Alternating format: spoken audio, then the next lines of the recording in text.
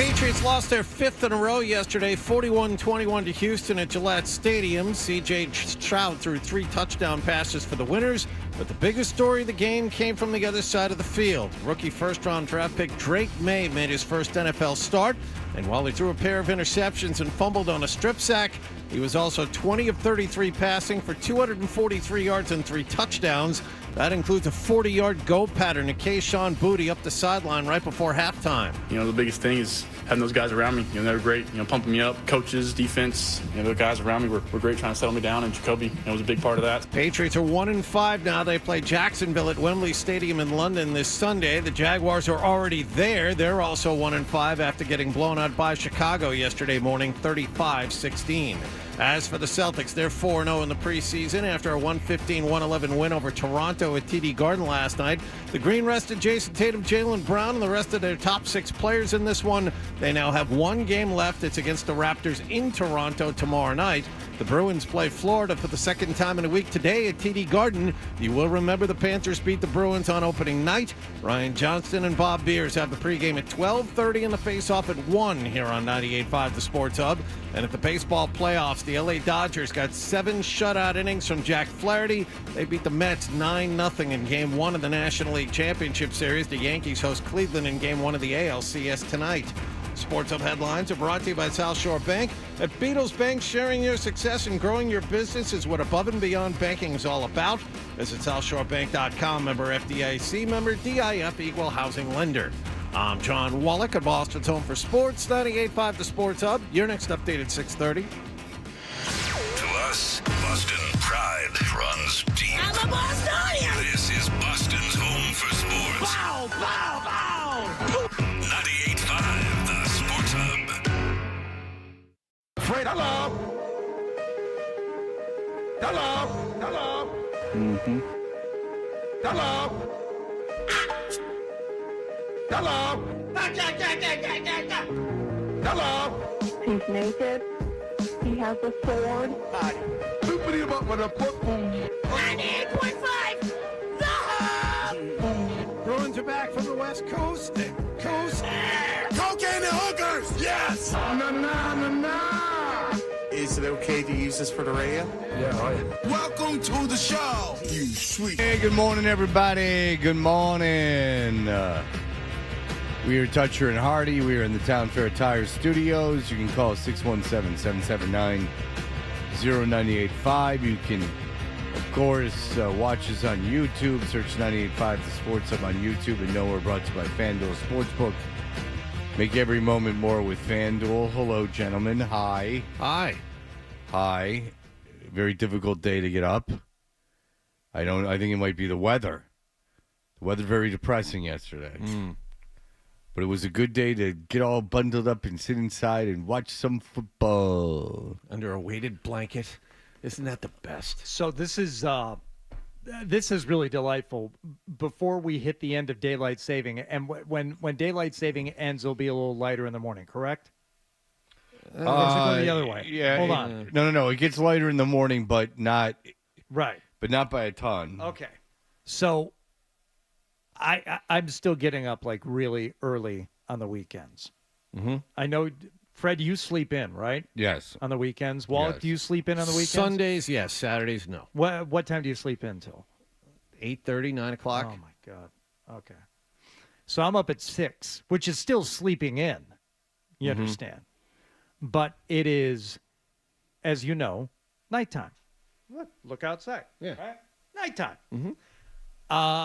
But I'm up, and I'm like, all right, take the dog out. Do you know what the temperature was when I got up yesterday morning and took the dog out? About 37. 34 degrees. Yeah. Oh, wow. Yeah. It was cold. I'm like, this sucks. And I don't mind the solitude, and I had work to do yesterday morning, so eventually I get around to it. But it is kind of depressing. Yeah, this is just the beginning of it. Yeah, to get up, it's 34 degrees, it's raining, and it's going to be just me and the dog for at least, bare minimum, 2.5, 3 hours. I know this. Like, all right, well, this is my life now. Just hours alone in the cold and dark. But I have my dog, so. Why don't you go back to bed? I can't. I'm done. I mean, I went to bed at 10 o'clock. I slept for 8 hours. It was all done. I was tired. Yeah, see, I went to bed on Saturday night. I got to sleep at like 1. Oh, nice. And then I woke up at 9:30. Nice. But I can sleep until sometimes like 11:30 Oh if my kids don't have anything. I can't. Oh my God. I slept until 7:30 2 Saturdays ago, and it was. I felt like an entirely new person. I woke up. I didn't know what planet I was on. So you get up, you open your eyes, and you just can't go back to sleep, or you don't let yourself go back to sleep? No, my eyes open at my normal wake-up time, and then I can go back to sleep. But, on the weekends, I will still pop open sometime between 4 and 4:30, thinking it's time to get up. And then I go back to sleep. But, I sleep for another 90 minutes. Or as we all learned when we had young children, 2 more sleep cycles. 45 minutes is a sleep cycle as a person. You learn that when sure. the kids were babies. Yeah, they sleep, and that you'll hear them coo or stir like every 45 minutes. So that I figure I get 2 more sleep cycles, and then I'm up. That got messed up for me because I have 2 of them, and there were times where they were on second sleep cycle, different sleep cycles. Different cycles. Yeah. Yeah. Yeah, if you're a white guy and you are on YouTube, Andrew Huberman, the great, great doctor, is part of your algorithm, which I've now just told them I don't want to see anymore. But he had this thing that was saying, if you sleep, if you take a nap and you wake up like when you're not at the end of your sleep cycle, you might as well have just not taken the nap. To which I'd say, you don't know that. You have no idea what what did you read a study that was just not sure? It's funny because I understand that medicine understands a lot of things, but there's some things they just don't. They might have been able to track people's brains, and this is there's a sleep cycle. I don't deny that, where the changes in the way that your brain is operating work. But I would highly doubt it. You got to make up your mind, because there used to be this. You used to say remember Joe Theismann was I only need 4 hours of sleep a night, or people would just, they go, I sleep at the office because I work so hard. There used to be this thing that you don't want any sleep. So now it's gone the other way, and they're you have to sleep a lot. Yeah. You have to take self-care. You have to sleep. Well, it's one or the other. The idea that if I sleep, say the sleep cycle is 45 minutes, the idea that if I sleep 55 minutes, I'm screwed because my body just doesn't know what to do. As if we were designed to get up we were designed only to get up at a certain point. It's ridiculous. Well, also, we accept so many of these things as fact, like this doctor and the sleep cycle and all that stuff. I mean, I can tell you from living with the same person for 25 years, not everybody needs the same amount of sleep. My wife needs more sleep. Now, she doesn't nap, but she's always been one of these 8, even 9-hour people. Ugh. Good for you. I can't do it. And I don't need it. If I sleep 7 hours regularly, I don't need a nap. That's fine. I'm good. Not tired. I'm not exhausted. I don't lose focus. That's fine. But, some people need less. Some people need. Remember Brady used to talk about that, getting 10 hours of sleep every night? How? How do you get 10 hours of sleep? Some people, okay, that's you. Everyone's wired a little bit different. Well, if you want to put on masks, you got to get those. You got to get some rest. If you want to put on masks, that's the big thing. Is that your body needs time to heal, and you go through your healing and the muscle growth while you're sleeping. Oh, so that's why, if you'll notice, I'm getting pretty big, very vascular, because I'm giving myself a lot of time to sleep. You understand? And tonight, there will be no sleep because tonight your New York Jets take on the Buffalo Bills in almost a must-win game. So that will be going on. There is so much to talk about about the NFL. We can talk about how the Sunday ticket was useless yesterday because there was nothing on it that I wanted to see except for Baltimore-Washington a little bit. But that was the debut of Drake May. Yeah. And the debut of Drake May was very exciting. I'll tell you this, not to get into it too deep, but he's better than Aaron Rodgers. He looks better than Aaron Rodgers, at least half the time. So you got that going for A you. lot of hope yesterday for the first time all season. A lot of hope yesterday. Yeah. You know, there was the time where he got ran over and you thought he might not get up. Well, Which time? I know there was more than one. Well, the time he really sat down where he got blindsided. Oh, the strip sack? Oh yeah, the strip sack where you hurt his. I believe he hurt his throwing shoulder. Yeah, Yeah. no, there's nothing to see here. Rub some dirt on that. Get Well, right no, back he in. hit his left shoulder the one time that it was real bad when they said the whole weight of the. Oh, the- okay, that's right. That was the left. Yeah, that was that his was the left left shoulder. shoulder. Yeah, he was following through on a throw, and then he just got pummeled to the ground. I like the fact that there's at least one offensive lineman that'll rush back there to pick him up. Pick him up. You should have kept him from being knocked down in the first place. You know, I was trying to tell myself, oh, he went in at the end of that other game. He got sacked before. He didn't get sacked in a real game. This is getting sacked in a real game where you are like they're not. I don't know that they were laying off at the end of the what the hell was it? Wasn't Seahawks? Jets? Jets, thank you. It wasn't that we weren't laying off at the end of the Jets, but there's probably a different amount of passion involved when Oh, you're, you when you're think? getting When the after a game's guy. not out of hand? Yeah. No. You're right. Even though it kind of felt out of hand, as we'll get into when we go through what happened last night, there were two moments. I call them the just when you thought moments late in this game when the game was not out of hand. So, yeah, those sacks feel differently, I'm sure. Because they are applied with a different amount of emotion. No, I'm well, with you. but I'll tell you this is that Houston put that into cruise control in the first half. When they got up 14-0, Houston was taking their foot off the gas a little bit. And what does that tell you about Houston? They're not good enough to take their foot off the gas against a team. They're good. They're real good, and they've got some talent. But if they want to succeed and they want to elevate, they're not there yet. Yeah. I don't know. I mean, it was 14-0. They kind of messed around for a while, and then the Patriots had that touchdown at the end of the first half, and then you saw what happened in the second half. Yeah, but that was a lot of turnovers. All right, we'll get to it, John. I'm glad because you and I are gonna. I can tell. You know, as we talked about last night, you take this side of the argument. Oh. I'll take this side. Oh, this is good radio. Yeah. No. I'll moderate. Okay. I'll be the moderator. I challenge you to a sports debate. That didn't go well the last time we talked about this. I'll tell you this, is that I Go will. away, little man. No, I think it was stop. Little boy, stop trying to play with me. I think that was a direct quote. I will tell you this, is that I will play the woman on the show, and I will moderate. Well, no, in that case, you have to shut us Guys. down when it gets good. And then if Guys. you badmouth my role on Twitter, I will bring hell upon you. Okay. Because how dare you insult me like if you insult like Keyshawn Johnson or Stephen A. Smith, it's okay. No, guys, we're getting too far out of hand. Yeah, We got to bring it back. Like guys, I got whoa. Yeah, guys, it's getting too interesting. Stop it. All right, we'll be back in just a moment. We'll start talking about Drake, Matt. You're listening to Toucher and Hardy on the Sports Hub. Concord Group Insurance.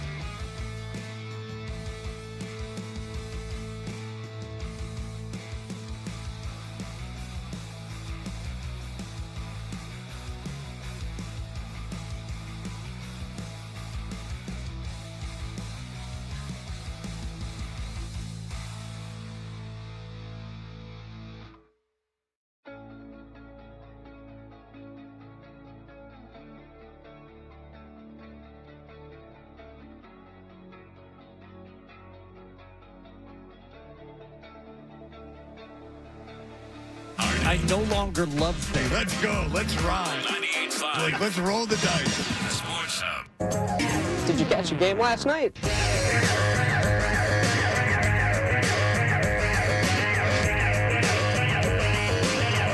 Hey, we're touching Hardy. Hardy, what's going on? What happened?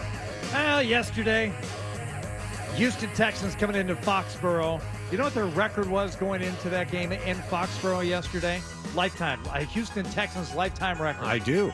I do too. 0-7, excuse me. 0-7 lifetime, including the playoffs.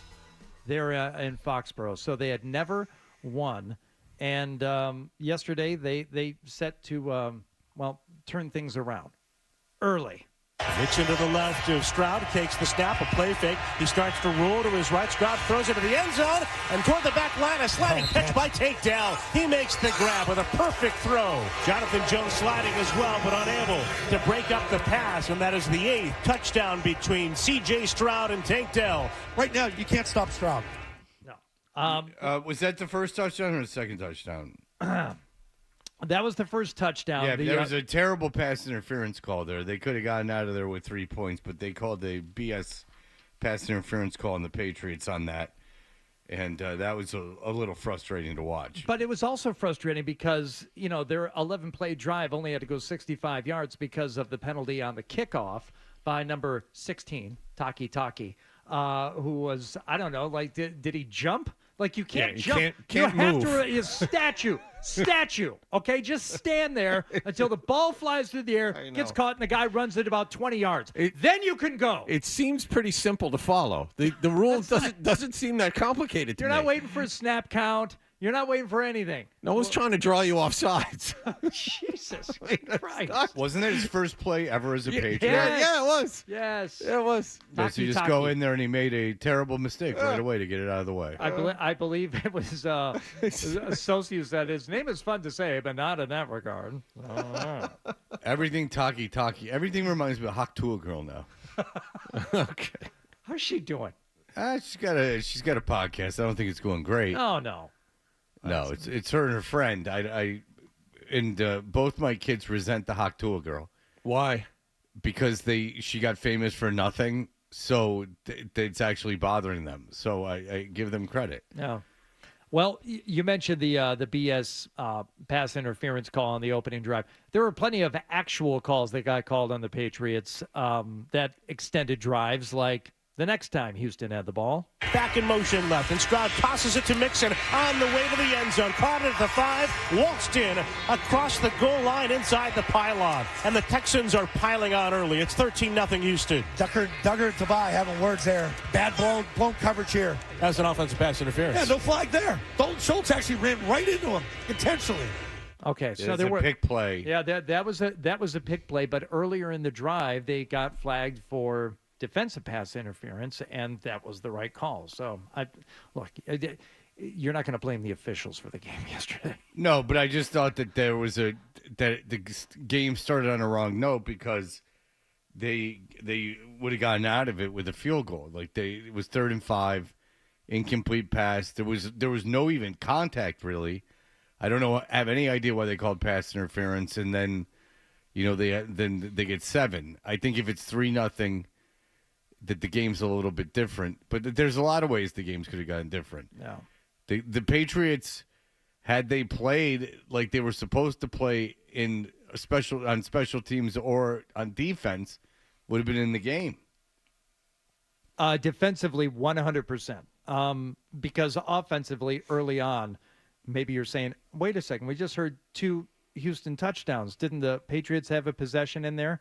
Yeah, it was over real quick. It was 3 and out. They handed the ball off a couple of times, and that was that's pretty the much thing. that. First possession of the game, you want to give the kid 3rd and short. Yeah, you want to try, ease him into it. Nope, 2 runs into the center of the line, 3rd and 9, incomplete. Forget about that. Forget about that first possession the Patriots had yesterday. Let's talk about the second possession where Drake May had his first completion as a starting quarterback from the New England Patriots, and he also had his first. It's a 3rd down and 4 for Drake May. Left foot forward on the white shoes. Takes the chest-high snap, dropping back. And he's wearing his white shoes.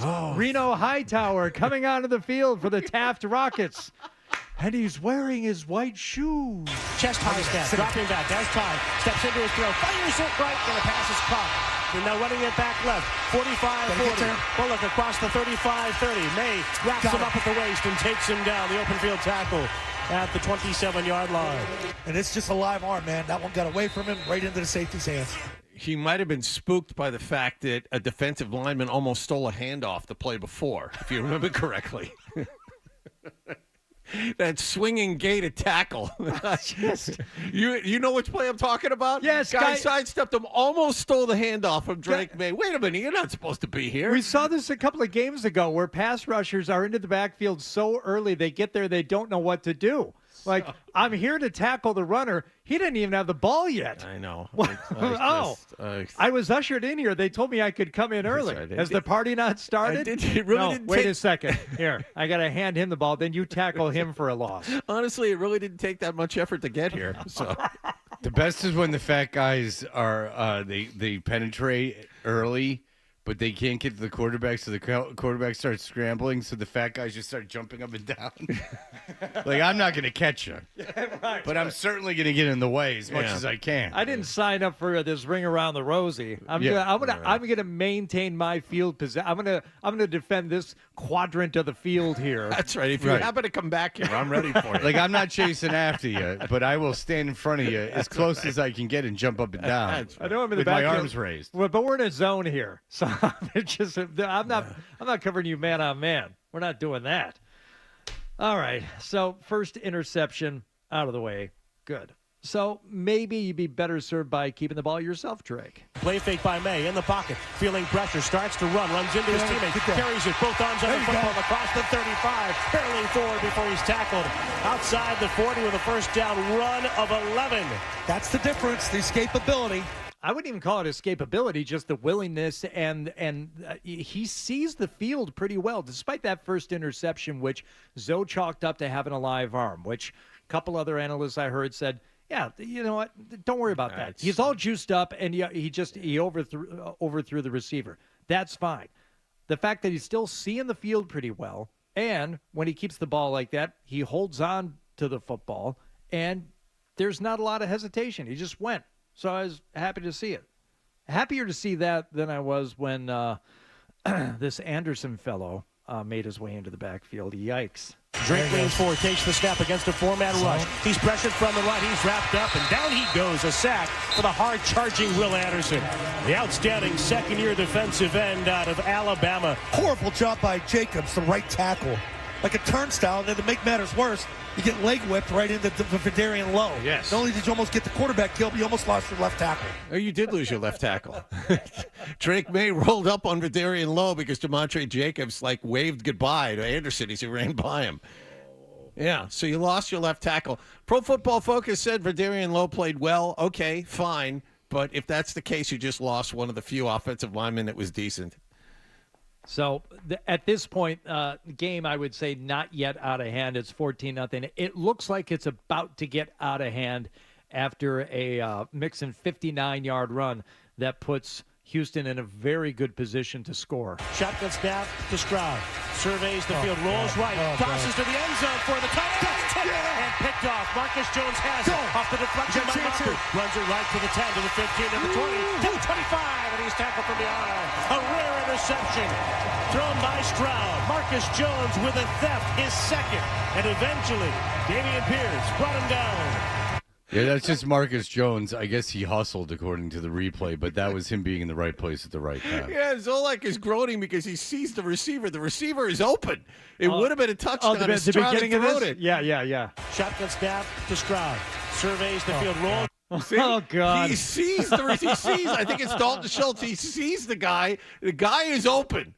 And all Stroud has to do is float it in there, but he waited too long, and that gave Jones a chance to get back. But it wasn't Jones that caused the play. It was Mapu. He was there. He knocked the ball out. Sure. That he actually played good defense on that, and then I guess they showed that Jones had hustled to be in the vicinity of the play, but Jones just had a ball fall into his hands. Yeah. But it was a good play by the defense. Surveys the field, rolls right. Oh, God. Oh, no. Rolls right, crosses to the end zone for the touchdown. Yeah, nice play. So we're inching toward the half. It looks like it's going to be a 14-0 Houston lead going into the locker room. Not so fast. Shotgun snap back to May. He's in the pocket. He wears back. He throws a long ball down the right side. There's some separation. And a touchdown pass. Yes. Keyshawn Boutte on a perfect dime from Drake May as he beats Stingley down the right side. Mayday. What a time for the first touchdown of his career as a Patriot. This thing brought down rain. Just drops it in the bucket. You got to drop it in the bucket. Did you hear what the defensive coordinator said to Stingley when he went over to the sideline? No, what did he say? He said, hey, you can't let Keyshawn Boutte get by you. See, it's a bayou joke because he's from New Orleans. His name's Boutte. You should have gone ass joke, so we all would have understood it. You can't let him get by you. Sorry, that's too cerebral. Yeah. The bayou is a region in Louisiana, John, a swamp region. Uh-huh. That's where Lana Del Rey met her husband doing an alligator tour. Really? Have you heard about that? No. Lana Del Rey, worth tens of millions. Wallach's been in here for these conversations. Yeah, but you don't remember. Don't ask I him don't to remember that part of it. Why would I remember where she met her husband? Because we've talked about it on the air, but while you were here. But nonetheless, Lana Del Rey playing New Orleans, playing Louisiana, and she decides to go out on a alligator tour, like I guess fan boat, as a goof. So they go to the middle of the bayou, and then they get on this alligator boat.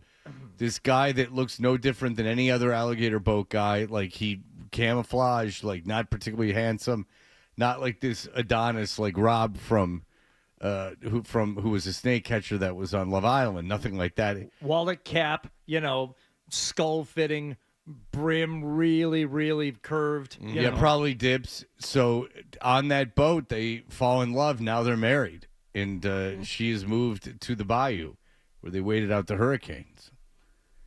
That's just a little something for you about Lana Del Rey if you was wondering what she was doing, John. It's a lovely love story. Anyway, 14-7 at the half. Okay, good. We got a little something happening here. Once again, not so fast. May takes the snap, play fake, rolls in the pocket, throws it back, caught by Hooper, a low ball. He gets up to his feet, and he runs it to the 30 and fumbles. And the Texans seemingly have it. Hooper, ain't you watching? Kalen Bullock, who already had an interception, had a shot at the loose ball along the near side. Why don't you sell me some groceries, Mr. Hooper? That's a Sesame Street reference. That is a Sesame Street reference. Mr. Hooper, we're in a very low-income part of New York. You sell me those fruits and vegetables. I wonder if Mr. Hooper had a gun behind the counter. There were certainly cats, because you have to have bodega cats. You would have to think Mr. Hooper had to protect himself. In that neighborhood? Oh, yeah.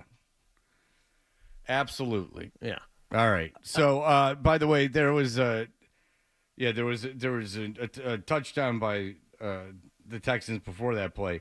But, yes, Hooper, with a nice athletic play, he manages to stay on his feet. Like, he props himself up. The ball hits the ground. He props himself up, and he takes off. But then the ball's punched out.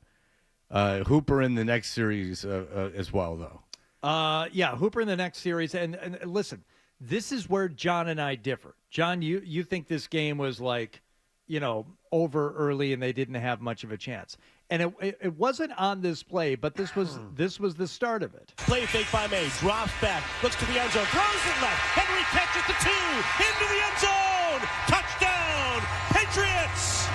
Can't forget about the tight ends. Drake Mays, second touchdown on May Day. Got a quarterback. Zoe was calling for the tight end usage early on in this game. They finally got Hunter Henry involved, and he was absolutely critical for Drake May. But if you want to tell the story of the game, so it's 14-7. The Patriots have scored. They get the ball back at the beginning of the half, and May fumbles on the 14-yard line, which is why the game gets to be 21-7, and then the Patriots go 3 and out, and then then the Patriots go 3 and out. Then it's a field goal. So if you take away that fumble by May and the pass interference call, I'm telling you, and I know you can't go back and do this, but if you take that out, then you're talking about a 10-7 game. But Houston, the strip sack fumble was a nice play, but the Texans started to play a little bit better. But I don't know if a veteran quarterback fumbles the ball there. I don't know if they're blindsided like that. Like I don't know. Now that's tough to say one way or another. I don't know. How often do you see like veteran quarterbacks like just completely blindsided like that? I mean, just where they're completely unaware that anything's happening. Yeah, especially from the right side. Yeah, it doesn't seem like very often that I don't know if May gets hit like that. That was the one that came in from the right, I believe. Front side strip sack. Yeah. It's like, all right, if it's a blind side and you're bringing your arm back for a throwing motion, you get strip sacked that way. That's one thing, but. Yeah, I'm giving him credit earlier for seeing the field. You got to see what's right in front of you sometimes too. But I understand where Fred is coming from here, and maybe you're right. But I wanted to get back to that Hooper touchdown. That was the end of a very nice drive. 7 plays, 70 yards, 4 minutes, a little over 4 minutes, and that's when I thought that they were already down 27-7. Hooper's touchdown made it 27-14. Henry's touchdown made it 27-14. But it was that drive where I thought the game slowed down for May. He looked completely comfortable right down the field, looked like he was in command, very calm, cool, and relaxed. And at the beginning of the game where we said he's got a strong arm, he is juiced up, he airmailed a guy, threw an interception. There was that front side strip sack where maybe he's a rookie and maybe isn't feeling the game along. That last drive at the end of the third quarter where he threw that touchdown pass to Henry, it looked like, okay, I'm here, I belong, I'm relaxed. And this was my point, that after that, it's a 2-score game. It wasn't a 3-and-out for the Texans, but I think it was a 5 plays maybe.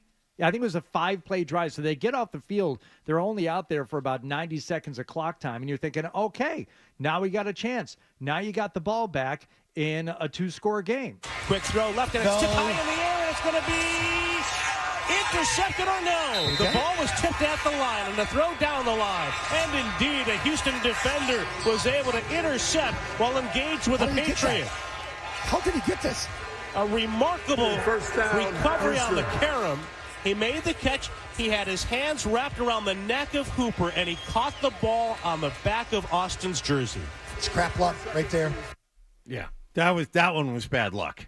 That tip ball was just bad luck. Yeah, I mean, it went off the guy's back, and there you go. So you weren't getting any breaks. The ball wasn't, rolling your way. But as Zoe said there on the Hunter Henry touchdown, you got a quarterback. And I think that is probably the main takeaway today, even though they didn't get the win, and there were interceptions, there were fumbles. He looks like a quarterback. Yeah. He looks more like a starting quarterback in one game than Jacoby Brissett did to start the season. Yeah, but I'll say this is that, I mean, they lost this game because of special teams and defense, especially their defense, and their defense has not been good. What was supposed to be a strength of this team just hasn't been good.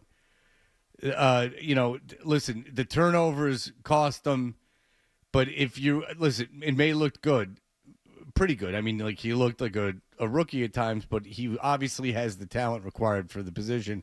Let's hope he doesn't get ruined. Yeah, that's the thing. They got to keep him upright. There were some scary hits there. If they can do that, if they can somehow do that, this kid's going to progress because, as we've said many times before, there's nothing more important this season than developing this kid. Yeah, and I don't know what people don't understand about that is that if he plays well, that's great, and he doesn't develop bad habits. But if he's getting pushed around and knocked around, you're afraid he's going to fall into bad habits. And I don't understand. And people are like, well, I think Bert was like, the locker room wanted, it was obvious May was the best player, so the locker room wanted that to happen. And again, okay, so the locker room is Brissett didn't play well. Now you saw the offense is much better with Maine at quarterback, but you picked Brissett as your starter and you didn't bring in a backup, and that's a point that I don't understand why people wouldn't understand what you're getting at. It's not that you're more likely to win a game with May. It's that if you wanted to save May and keep him out of bad habits, you needed to bring someone in that could play if Brissett wasn't playing well. But so now, listen, it's a little bit of boost for the season. The crowd was into it. Now, they weren't there at the end of the game. No. But, it was almost completely empty. But the crowd was into it when May came in, and May showed himself a little bit last night as an NFL quarterback. He a couple errant passes. He was bad at sometimes and good at others. As you would expect. Right, exactly. So as rookie quarterbacks go, he certainly shows you that he has the skill. You know why they drafted him. But at the same time, as a Patriots fan who wants Drake May to succeed, after seeing we keep bringing up the Jets, but see the Jets ruin multiple quarterbacks, you're kind of holding your breath here. He's great when he's out there. Let's hope he can stay out there. And not only because, but I wouldn't even be so much worried about health, because if he gets hurt, then fine. It's just like a redshirt year. What I'd be worried about is him just getting killed and getting happy feet and falling back into bad habits. That's what I would be concerned about. And we'll see where it goes. But the defense cost you this game. This was a game that the defense cost you. Penalties, special teams, defense, all cost you the game. It wasn't the offense this time. The offense wasn't except really for the May fumble deep in their own end. Hooper fumble cost him a field goal. No, I know, but I almost excused the Hooper fumble because he had made such a good play to get back on his feet. That ball getting punched out, you know what I'm saying? But yeah, turnovers were bad. Turnovers, but I was talking about May in particular. But turnovers were bad, and your defense lost you the game. You could have hung around. You can make mistakes and not have that affect you. You can just screw up, and that's fine.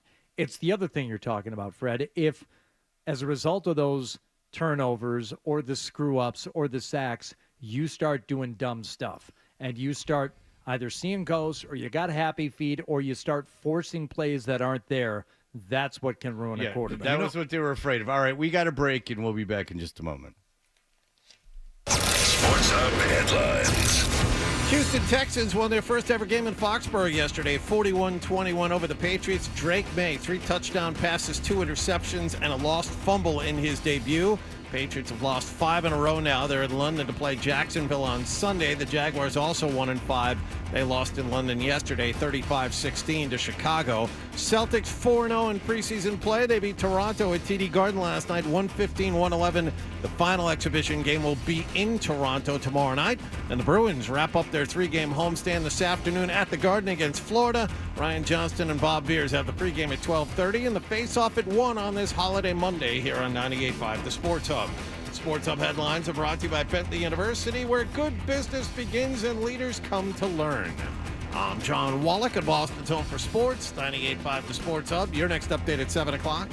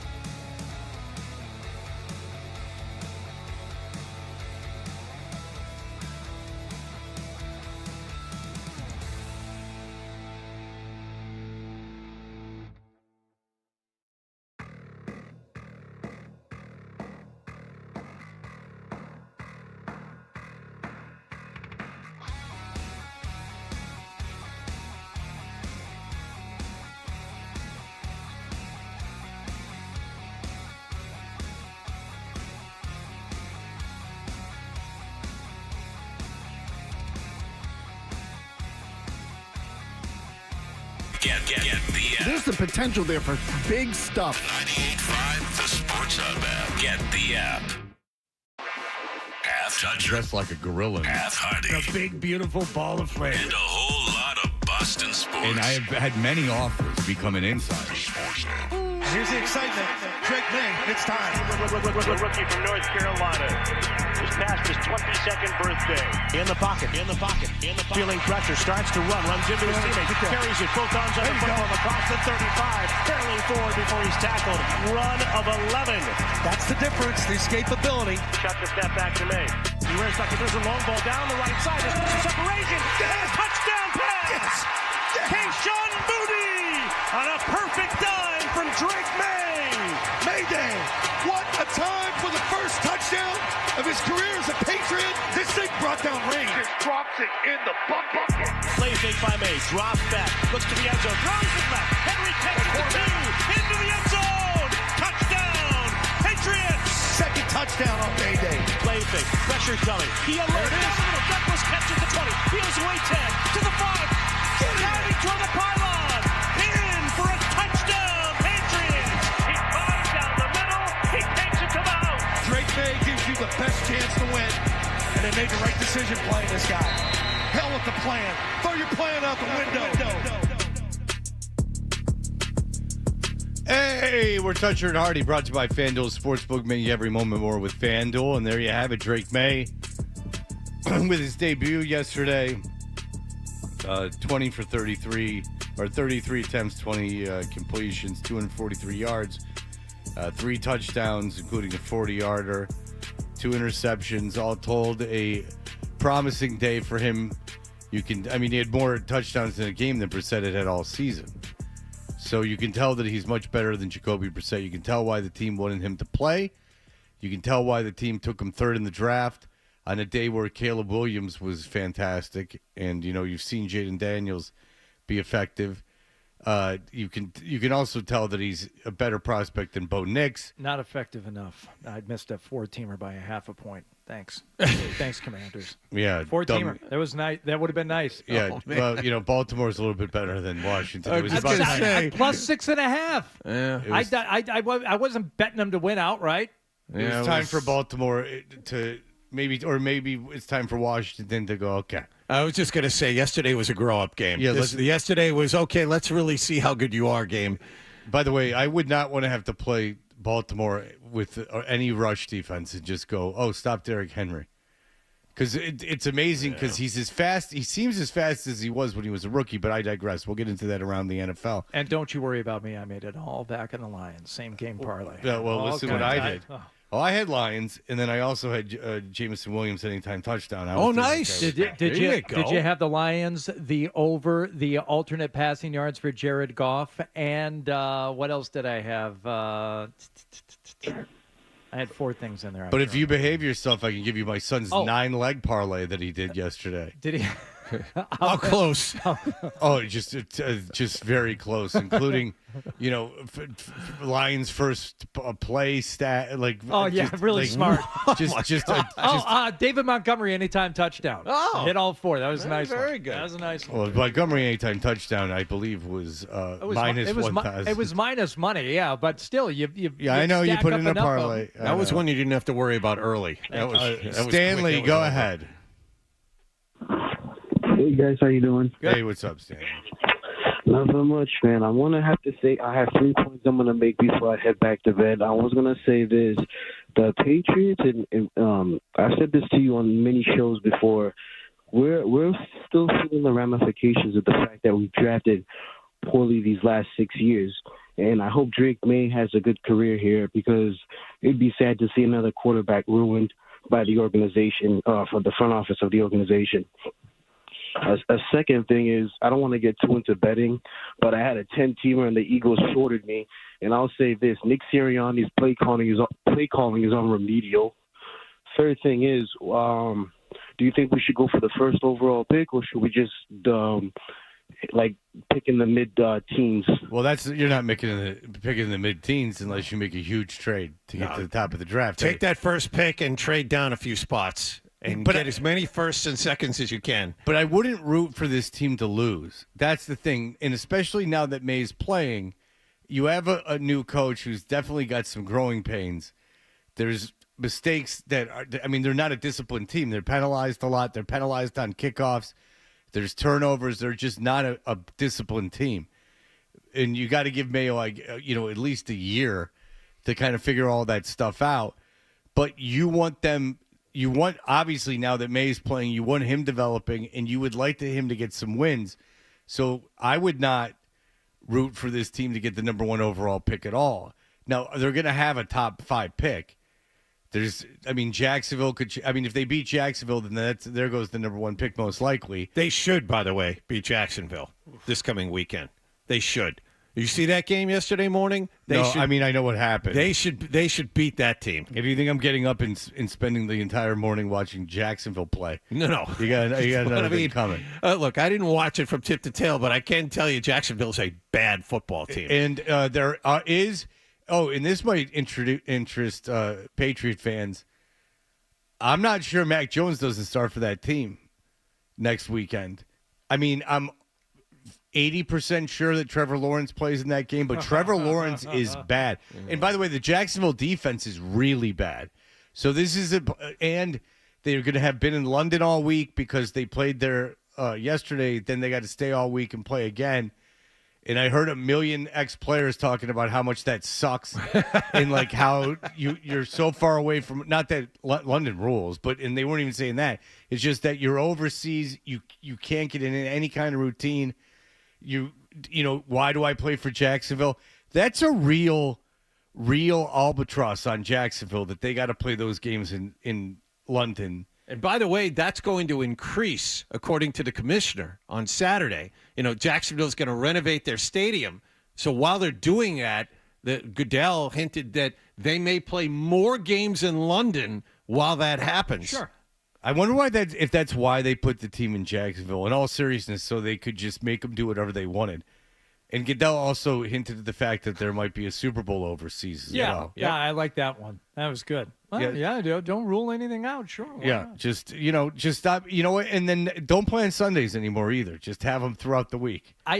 Ruin everything. I think that should be the first thing. Let's add like a Tuesday night game. And it's gonna be a quick turnaround if you're playing on Sunday. Yeah. But the Sunday to Thursday is already a big enough ask. So why don't we go ahead and just add another weeknight game, and then we'll toy with the idea of having a Super Bowl in But it's Portugal. a mini bye afterwards. Once you play the Tuesday night game, Sure. it's a mini bye till next Sunday. Didn't they already play? Christmas was Wednesday last year. Didn't they already play games on Christmas last year? Yeah, on a Wednesday. They're shoehorning in a bunch of Christmas. Yeah, games. but only 3, I think, this year. I think it's only 3 okay. Christmas Day games. So come on. Everyone's home. All right, we'll be back in just a moment. 617-779-0985. We'll talk Drake May. Stay tuned for more Toucher and Hardy on the Sports Hub.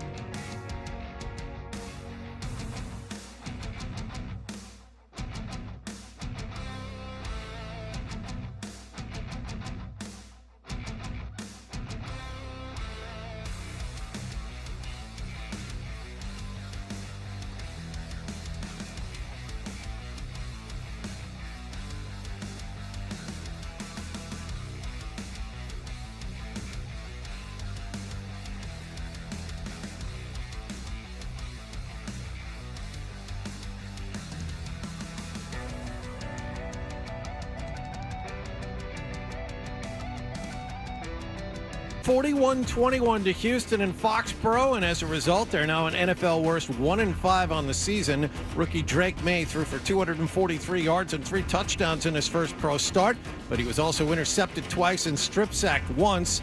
On the positive side, Demario Douglas had 6 catches for 92 yards and a score. So I was mic'd up today, and I was saying I'm going to get my first touchdown today. So I think I spoke it into existence and, manifested it. Patriots losing streak is now 5. They'll play the equally bad Jacksonville Jaguars this coming Sunday. The Jaguars were beaten by Chicago in London yesterday, 35-16. They, too, are 1-5. The Celtics beat Toronto at TD Garden last night, 115-111, to improve to 4-0 in exhibition play. The Green can sweep their 5-game schedule when they play the Raptors again in Toronto tomorrow evening, and then it's the regular season opener a week from tomorrow at home against the Knicks. The Bruins play at the Garden this afternoon as they finish off a 3-game homestand against Florida. Ryan Johnston and Bob Beers have the pregame at 12:30 and the face-off at 1 here on 98.5 The Sports Hub. And at the baseball playoffs, the LA Dodgers got 7 shutout innings from Jack Flaherty. They beat the Mets 9-0 in Game 1 of the National League Championship Series. Game 2 is at Dodger Stadium this afternoon, and then it's the Yankees against Cleveland at the stadium in Game 1 of the ALCS tonight. Sports Hub headlines are brought to you by Payblocks. Need fast, secure payment solutions for your business? Payblocks has you covered. Just like your favorite team, Payblocks delivers every time. Score big with Payblocks, where payments are quick and easy. Visit payblocks.com. That's PAYBLOX.com today. I'm John Wallach at Boston Till for Sports, 98.5 The Sports Hub. Your next update at 7:30. Listen to it, laugh at it, get mad at it, agree with it, argue about it. It is Boston Sports. Boston Sports. And it is all we do. 98.5 The Sports Hub. Twitch feed of this is going to be used all around the internet. Get up. The cat is finally out of the bag. Get up. We're back. Toucher and Hardy. Get up. 98.5 The Sports Hub.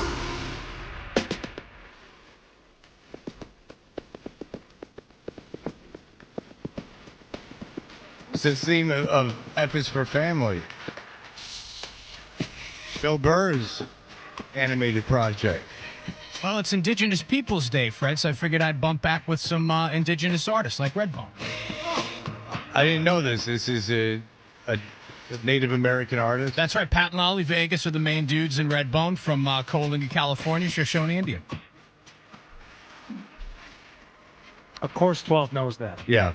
Oh, God. Well, you should too, Hardy. We lived in the Southwest, rich in indigenous culture. Yeah. Did you ever visit in, was it Ekama Pueblo, the one up on the mesa there? They sell Coke there? Otherwise, the answer is no. Yeah. Oh, I'm sorry. A terrible cocaine. Then I didn't go. Exactly. Was it near University Draft House or Metropolis? Because those were the two places which changed its name to Millennium. Because, yeah, it was the late new 90s. millennium. Yeah. They were getting ahead of that thing. I think they changed it again by the time I got there. Yeah. Because then that Y2K happened. You couldn't be associated with the millennium. $2 bills was another great bar. Guess how much the drinks cost? $2. Everything was $2. How long did that last? I don't know. Some kid's dad bought it for him. The kid's name was Bill, and his father bought him a bar, and he said, "I'm going to call it $2 bills and charge $2 for everything." It may have closed within a year. Yeah, that doesn't sound like a good idea. It sounds like that you might be losing some money there. All right, we are Toucher and Hardy, brought to you by FanDuel Sportsbook. Make every moment more with FanDuel, and you can watch us on YouTube. Just go to YouTube, search 98.5 The Sports Hub, and subscribe. Oh, please, please, please. They put out short videos, too. And then you can watch those. They're a lot of fun. And yesterday was the debut of Drake May. Drake May, listen, we all have our concerns. You saw what the Texans had done to Caleb Williams. They blitzed him. They got pressure on him like 48% of the time. They blitzed him over 40% of the time. They had sacked him 7 times in that game. They hit him, I believe, 12 times total. They really beat him up. And, the Patriots are playing with this pieced-together offensive line. And all that being said, Drake made some mistakes. He fumbled deep in their own end. He threw a bad interception, then he threw one that wasn't really his fault. But, he made some rookie mistakes. But that being said, you saw yesterday that why you take a quarterback third in the draft, even if you don't have weapons around him. Now, maybe you don't play him. And again, I don't understand what people don't understand. I get emails like you just don't understand. And we're not. And what's funny is that, A, I'm not the only one saying it.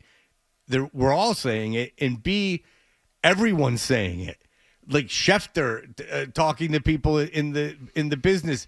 Everyone's saying, with May in particular, who just turned 22, there's a danger. He came into the league with a lot of bad habits. There's a danger that if you put him into a situation where he can't get comfortable, that he's going to revert back to those bad habits, and then it makes it even more difficult. However, that being said, now you say, Fred, what would have been the way to mitigate that? Bring in guys that you could put in front of him. But that's not happening. So he's playing. That's the reality. But I just want to say, I don't know how you don't get that. Like, it's not me saying it. Like, I didn't study the Drake May film and then study the Patriots and piece this all together. The Patriots are terrible on the offensive line. They have no receiving weapons, and so that's not good. And May is young, and May didn't play a lot of college football, and May, his last year at North Carolina, reverted back to old habits because they weren't good. But that being said, May came in yesterday, and despite those mistakes, played well. He showed you why he was the third overall pick in the draft. He showed you why. Now you can understand why the writers and the team felt that he was by far the most talented quarterback on the roster. You went from Brissett, who's not a very good quarterback, to a kid who has everything that you need in a quarterback. He's a big kid. You could see that he could move. He could run. Actually run some different pass routes. Could actually throw the ball down the field. And when he gets to step into one like he did on his first touchdown at the end of the first half, he can drop it in the bucket, as they say. Like, he played very, very well when he played well. So and you know what I'm saying there. Yeah. It sounds stupid, but it's really not. When he was playing well, the things that he did good were impressive. And so that's got to be exciting if you're a Patriot fan. So what was telling to me was after the game, number one, the way Drake May handled himself within the game. The touchdown pass to Booty. Zoe made mention of it on the broadcast, and you see it again afterward.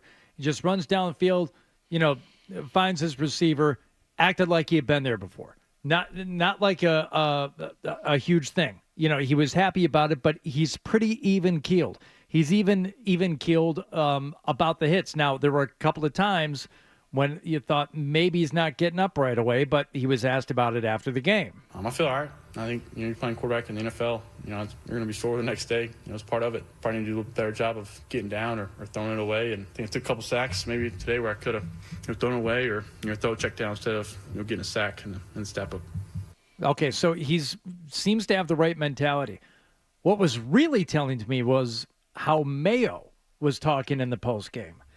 And we're kind of elated at seeing a quarterback actually throw some touchdown passes and make these receivers, Fred, look like they might be serviceable threes. Okay, I'm not trying to push the envelope here, but when you hook up with Pop Douglas and you hook up with Booty and Hunter Henry, we knew was pretty good to begin with. So, all right, getting them involved, that's fine. We feel pretty good about that.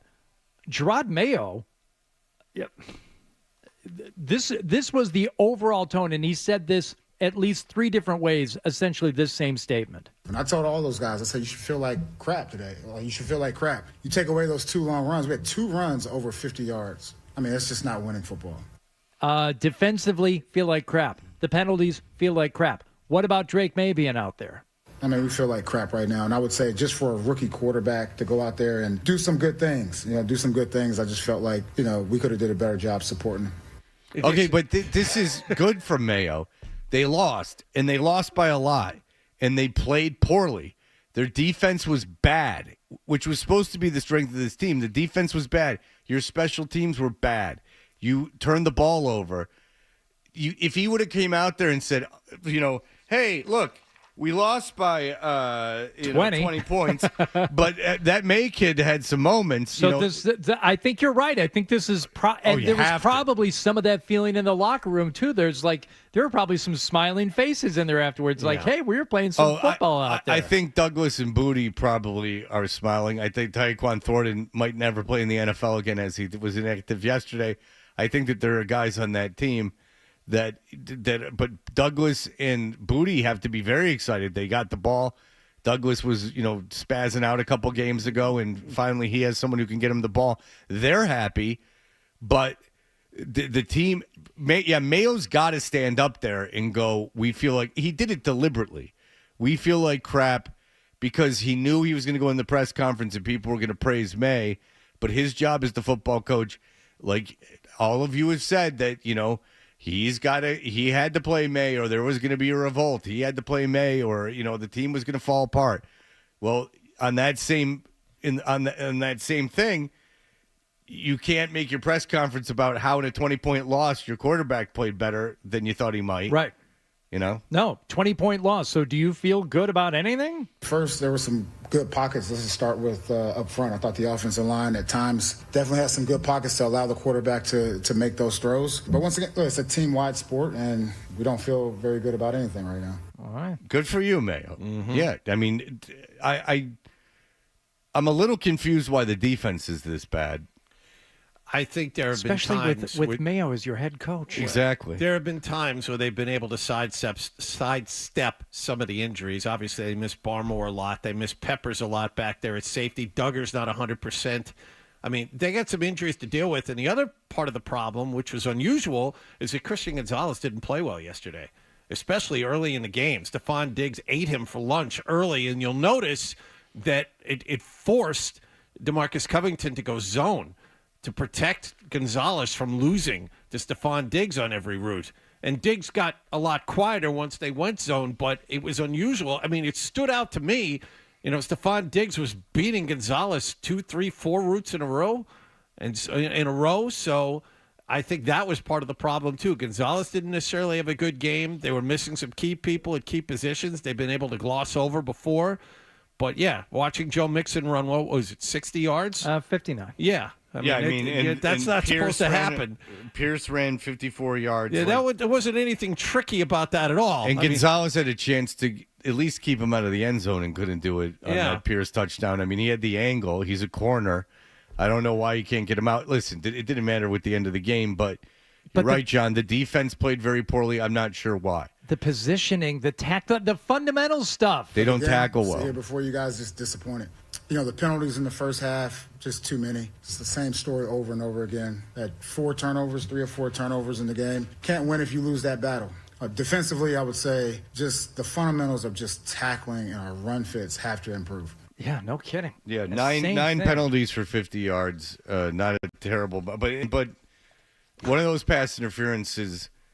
2 of them led to touchdowns, but the pass interference, the first one was BS. So I will give that to them. It was on third down, too. Yeah, it was third down, and they would have gotten out of there, and there would have been a field goal try. They would have been on 3-0, which then if the game plays out the same way that it did.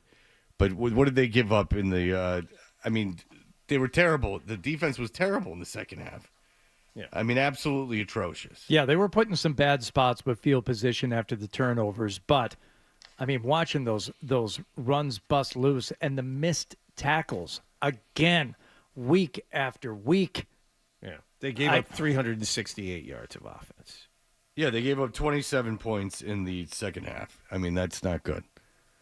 So, shame on the defense. But listen, it's exciting if you're a Patriot fan. Not so stupid to take a quarterback number 3 overall. It's a glimpse of the future. And in a season like this, you're just looking for something to latch onto. Well, you can latch onto yesterday. You could hear the crowd be excited when he came in. You could hear everything. It was an exciting moment. And you saw it. If you watched the game yesterday, you saw Drake May for the first time. And it looks like he has everything that he'll need physically to have a good be a starter in the NFL. Let's say that. A modern quarterback, a guy who has a big arm that can run. Yeah. This kid can get away from some people. So And- good. He's and- going to need to. And by the way, if you were like, oh, well, they shouldn't have taken him third in the draft, they should have taken a quarterback this year. Who? You want to take the kid from Georgia that can't play against Alabama? You want to take Shedeur Sanders, who can't throw? His arm is weak. He's tiny and weak. That's who you want? So you took the kid that was there, who would have been number one in most drafts. This is one of those seasons where there probably won't be a quarterback that wins the Heisman. Oh no, it's going to be unless the kid from Colorado it's Boise. What are you talking about? Boise State and the kid from Colorado. I was talking about the kid from Boise State. Hunter got hurt last night. Yeah, I know. Hunter got hurt over the weekend, right. so we don't know where he's going to be. He's got a bad shoulder. But if I was voting, this doesn't matter. But if I was voting and Hunter plays this season, I think you got to give it to him. He might be the best corner and the best receiver in college football. But as we stand here right now, there's no quarterback. There's no quarterback anywhere within shouting distance of the Heisman. All right, just one last thing before we break and get to Mike Reiss. There was a high school quarterback who on Saturday, it was either this last Saturday or the Saturday before, threw for over 800 yards and 8 touchdowns in a game. Really? Yes, and I read that to my son. Where? In Louisiana. In Louisiana, Okay. he's got a million offers. He's small too. He's 6 feet, like 180. But because I went to the kid's Instagram and he was taking a call from LSU about getting an offer. Peyton Houston. Yes. Yeah, he threw for 10 yards? 817, 8 touchdowns, adding another 87 yards on the ground. Peyton, you think he was named after someone? Oh, man. Growing up to where he grew up? Yeah, Peyton plays. Yeah. Wonderful literature. And by the way, they lost that game. No, I didn't mean even that. I didn't even really mean that as a joke. The high school have you seen quarterback lost that game that he threw for 800 yards. He lost? That's what it says here. Oh, wow. I wonder how that happened. They must have a defense like the Patriots. All right, when we come back, what's that? This is great. In the history, so it puts him in the history book with the second most passing yards in a single game, trailing former Davidson Day standout Will Greer, who threw for 837 yards in a 2012 playoff game that ended 104-80 over Harold's Christian. By the way, the kid, I got the score here. They threw for over 800 yards. They lost in overtime 77-76. But they lost to Captain Shreve. That's a good. Well, you throw out the records with those two teams. Yeah, it's a good program. I wonder instead of 7-on-7 if it was 11-on-7. They just were like, we'll give the offense all the players. Oh my God. Yeah, I know it's stupid. All right, so we'll be back. Mike Reiss, our friend, will join us. More Toucher and Hardy on the way on the Sports Hub. 98.5, the Sports Hub wants to send you to the Players' Championship to witness the incredible competition this March at the Players' Stadium course, TPC Sawgrass, Ponte Vedra Beach, Florida. For a chance to win, here's what you do. Go to 985thesportshub.com, click on the contest page to enter now. If you heat your home with oil or gas, listen up. This is Ryan with 128, and with program changes around the corner, we don't want our customers surprised in the new year with significant boiler and furnace rebate changes. To find out more and learn how to save, visit us online at call128.com. Mass General Brigham Health Plan thanks its members for rating us #1 in member satisfaction among commercial health plans in Massachusetts for the second year.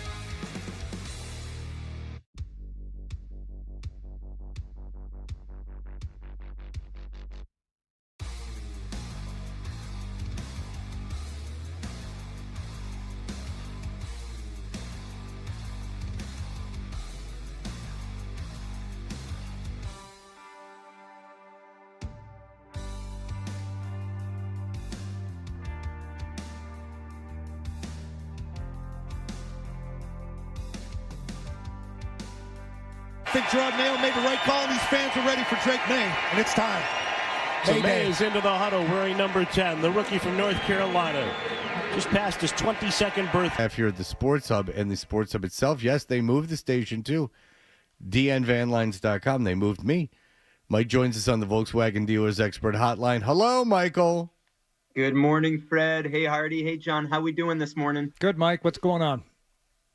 Been up watching that game over a little bit. Try to come to the table with some good stuff for you this morning. That's the work ethic, baby. Look at that. That's what we love. That's why you'll be joining us from London several times while you're there. Cool. All right. No, I made that up. All right, Mike, let's just get to it. It was an exciting game yesterday for fans. It was probably the most interesting game in years because of, obviously, Drake May. What did you make of his performance? Fred, I was thinking I'm old now because it took me right back to 1993 when I was just graduating high school, and the Patriots got Drew Bledsoe. And when we saw Drew throw the ball, we said to ourselves after watching, quarterbacks the prior years, we said, team's got a chance now, right? And so that's my long answer short. It was promising. Now, you graduated in 93 from high school? That's right. So did I. There you go. No, it took me 7 years. But no. But look at us. Me and Mike Reiss, the same age. You graduated from college in 97? Yeah. Yep. Same with me. There you go. Yeah, We're Mike. Connecting. We're connecting. Yeah, we are, baby. So, all right. So, you had seen this. You had seen this in training camp and in practice. This wasn't a surprise to you. Just the physical gifts, the way he throws the ball. Oh, that part, not a surprise at all, Fred. That's why they drafted him number 3. So I never thought it was about the physical traits. It was more just running the offense. He hadn't called plays in the huddle in college. He had 26 starts in college, which is a lower number compared to the other, rookies that came out in the first round. So it was more just his ability to run the entire operation. Saw that big wristband, right, that he was wearing with all the plays, and got him ready to go. And I think it gives him a chance now. All right. So when we had Drake May, and did you see anything differently in how Van Pelt ran the offense? At first, it seemed like, oh no, when the first 2 plays he runs are running plays, and they immediately put May in 3rd and long. But that said, the receivers were involved like they haven't been this season. How much of that is just, and they threw for way more yards and more touchdowns and everything else? It looked like a functioning NFL offense. Well, it was, yeah. It was a functioning NFL offense yesterday. Was that entirely Drake May, Mike, or did you see different kind of attitude from Van Pelt in the offense? I would lean more towards the former, Fred. I thought it was more about Drake. I'm going to go back and watch it a little closer to have a more informed answer. But like one play stands out to me that why it was more about Drake. And remember that 30-yard catch and run to Hunter Henry late in the 3rd quarter? Yeah. When, Drake kept that play alive with his mobility, kept his eyes upfield, and thought Kendrick Bourne was talking about that in the locker room after the game, how Drake May has this unique ability to be like running, but keeping his body square so he can look up the field. And he called it like this. That's what the quarterbacks in today's game do. And he used Patrick Mahomes, which is obviously a lofty comparison. But just that style of play, I think it's the type of play that only Drake, can make with what they have, compared to the other quarterbacks on the roster. Yeah, and this isn't a question so much as a statement, and then I'll defer to everyone else. If you watch any of Caleb Williams on Sunday morning, Caleb Williams, same thing. Like you can tell special talents. All 3 of the first 3 picks, now with May in the mix, it's the same thing, that ability to move, keep your eyes downfield, throw on the run, or set and throw quickly. There's a big difference. Modern quarterback. Yeah, and everyone goes, "Oh, you don't need that." Yeah, but you do need that. You do need that. As fast as defenses are and as fast as pass rushers are, you absolutely need that. Yeah, I mean, Tom Brady it doesn't exist. Like if you find Brady good, he can sit in the pocket and not have to move that much. But Brady could move in the pocket, so there you go. All right, go ahead. So, Mike, the thing that kind of stood out to me, and Zoe had pointed it out too, when May keeps the ball and runs it himself, it's kind of a deceptive speed that he has because he's a very upright runner. And he's wrapping the ball up. He's, obviously concerned about ball security, which he should be, especially making his first NFL start. But I wonder how that's going to serve him going forward because he doesn't look like he's taken off. He doesn't look like Lamar Jackson keeping the ball and running with it. He's painfully obvious, when he's out there running. I wouldn't call him evasive. That I would push back on. But he's got a sneaky speed about him that I had trouble putting my finger on when I first saw it, and I think it's because he's so upright when he moves. I think that's right on, Hardy. I see it the same way. He had the 5 carries for 38 yards, with a long of 15. He can move. And Kendrick Bourne, again, was joking last week. Said, I think he has a faster 40-yard dash time than I do. And Bourne, of course, a receiver. So I think that part of it definitely is going to help the Patriots. You mentioned him being upright. I think that's a really good observation, not just running, but also sometimes in the pocket, just protecting himself. On some of those hits he takes, I think that's going to be important for him going forward as well. So you were talking about the hits he takes. That leads me into my question. The big worry about playing him, Mike, was that the offensive line isn't particularly good and he was going to take some punishment, and that would lead to developing bad habits. What did you think about the punishment he took yesterday? That was punishment, John.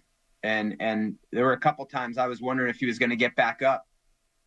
Tackles look to be an issue, which is not surprising.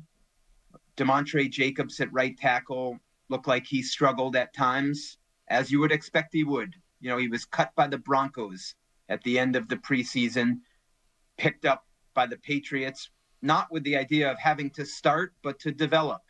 And at left tackle, John, they had Zach Thomas, who was cut by the Rams at the end of the preseason. Patriots claimed him, not thinking he would probably have to play left tackle, but to develop him. But that's the situation they're in.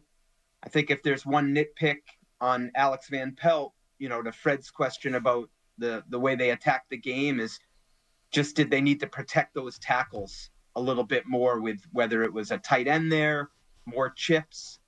And that's a tough spot to be in as an offensive coordinator because you want to try to open up the offense a little bit. But if you got to be able to protect to do it, and you can't leaving those guys on an island. That's tough. You got to do it at times. Pick your spots, I guess, and look like it hurt them at times to me. What's going wrong with this team defensively? I mean, after week one, they look like a different team in the season opener. And since then, they are just not giving this team much chance to win. So, Hardy, the first thing I did this morning, I wanted to go back to the 2 long runs they gave up. Yeah. And I would say, obviously, not a coach, not a scout, but if I had to put my coaching and scouting hat on, I would say they aren't playing. They didn't get off blocks, first of all. They didn't play leverage well, and they didn't tackle. And it's like actually a pretty simple game when you think about it. Get off blocks and tackle. Probably, to be fair, like there's a personnel issue. You lose Barmore at defensive tackle. That hurts. You lose Bentley at inside linebacker. That hurts. Not an excuse, Hardy, but just trying to give like what I think are the facts. The Raekwon McMillan for Jawan Bentley exchange at linebacker looked like it really hurt him to me yesterday. Jabril Peppers, too. Not having him there also hurts. Thanks, John. Yeah. Thanks. Yep. Those are all things. So now there seems to be some positivity surrounding the team, and it looks to me like they have a winnable game this coming weekend. I think that's fair to say, and actually makes me think last week was a winnable game as well, right? Against the Dolphins. Almost makes you wonder. Yeah, if they played great. Let's do that. Okay, so let's. You brought it up, so so let's do it. You cover the team. You're great. What do you you know what I'm doing here, but like, what do you think the Patriots' record is if May starts from day one? Did they win the Seattle game? Did they win the Miami game? Like, did they have 3 wins now? Fred, I can't believe I brought it up before you. I was like, that's got to be your first question today, Fred. What happened? Because I don't think they should have played him in those games. Because I think we're worried about the damage. Yeah, done to him. like I would today. This year's about protecting Drake May a little bit. But what do you think the record would be? I would say, okay, maybe not win the first game. Maybe win the second game. So let's call that a wash. And probably win the Dolphins game. So give them, instead of 1-5, 2-4. Okay, so there you go. That's fair, and it really doesn't make a difference. So there you go. Okay, with what you saw, in the pressure and the hits that he took, not him getting hurt, but do you think that he's safe enough where he's not going to fall back into the bad habits he had coming into the league? TBD. Right, Yep. Fred? I mean, I think we got to see on that, because I think those are like a residual effect over time. And I would almost, I'm just thinking of this off the top of my head, use Jacoby Brissett as an example. Like I thought we saw that slightly go, just sort of erode from the first game to the second game to the third game to the fourth game as he started to take more hits and pressure started to come, more regularly at him. So let's keep an eye on it. It's a concern, and I think I always go back to how Bill Belichick would talk when he coached. Like, what's the things we can't do, and let's make sure we don't do it. And it's, if you're going to play those tackles, Fred, I think I would say, and I'm going to give Christian Fourier credit. He said this on TV last night on Sports Final on WBZ. If the ball's not coming out quick, you got to have extra protection to help the tackles, right? And like they did on the 40-yard touchdown pass, if you look, the running back, Jermichael Hasty's helping out the left tackle. So if it's not coming out quick, got to protect the tackles who are overmatched right now, not by any means their own fault. They're being asked to do more than they probably should. And I think that, if I'm long answer to a better question, I would say, as long as you do that, you give Drake a chance. All right. Also safe to say that Gerard Mayo is not going to let them be celebrating any moral victories this week. He was pretty adamant in his postgame that the team should feel like crap because they didn't do anything very well, and they kind of let Drake May down by not doing enough to help him in his first start.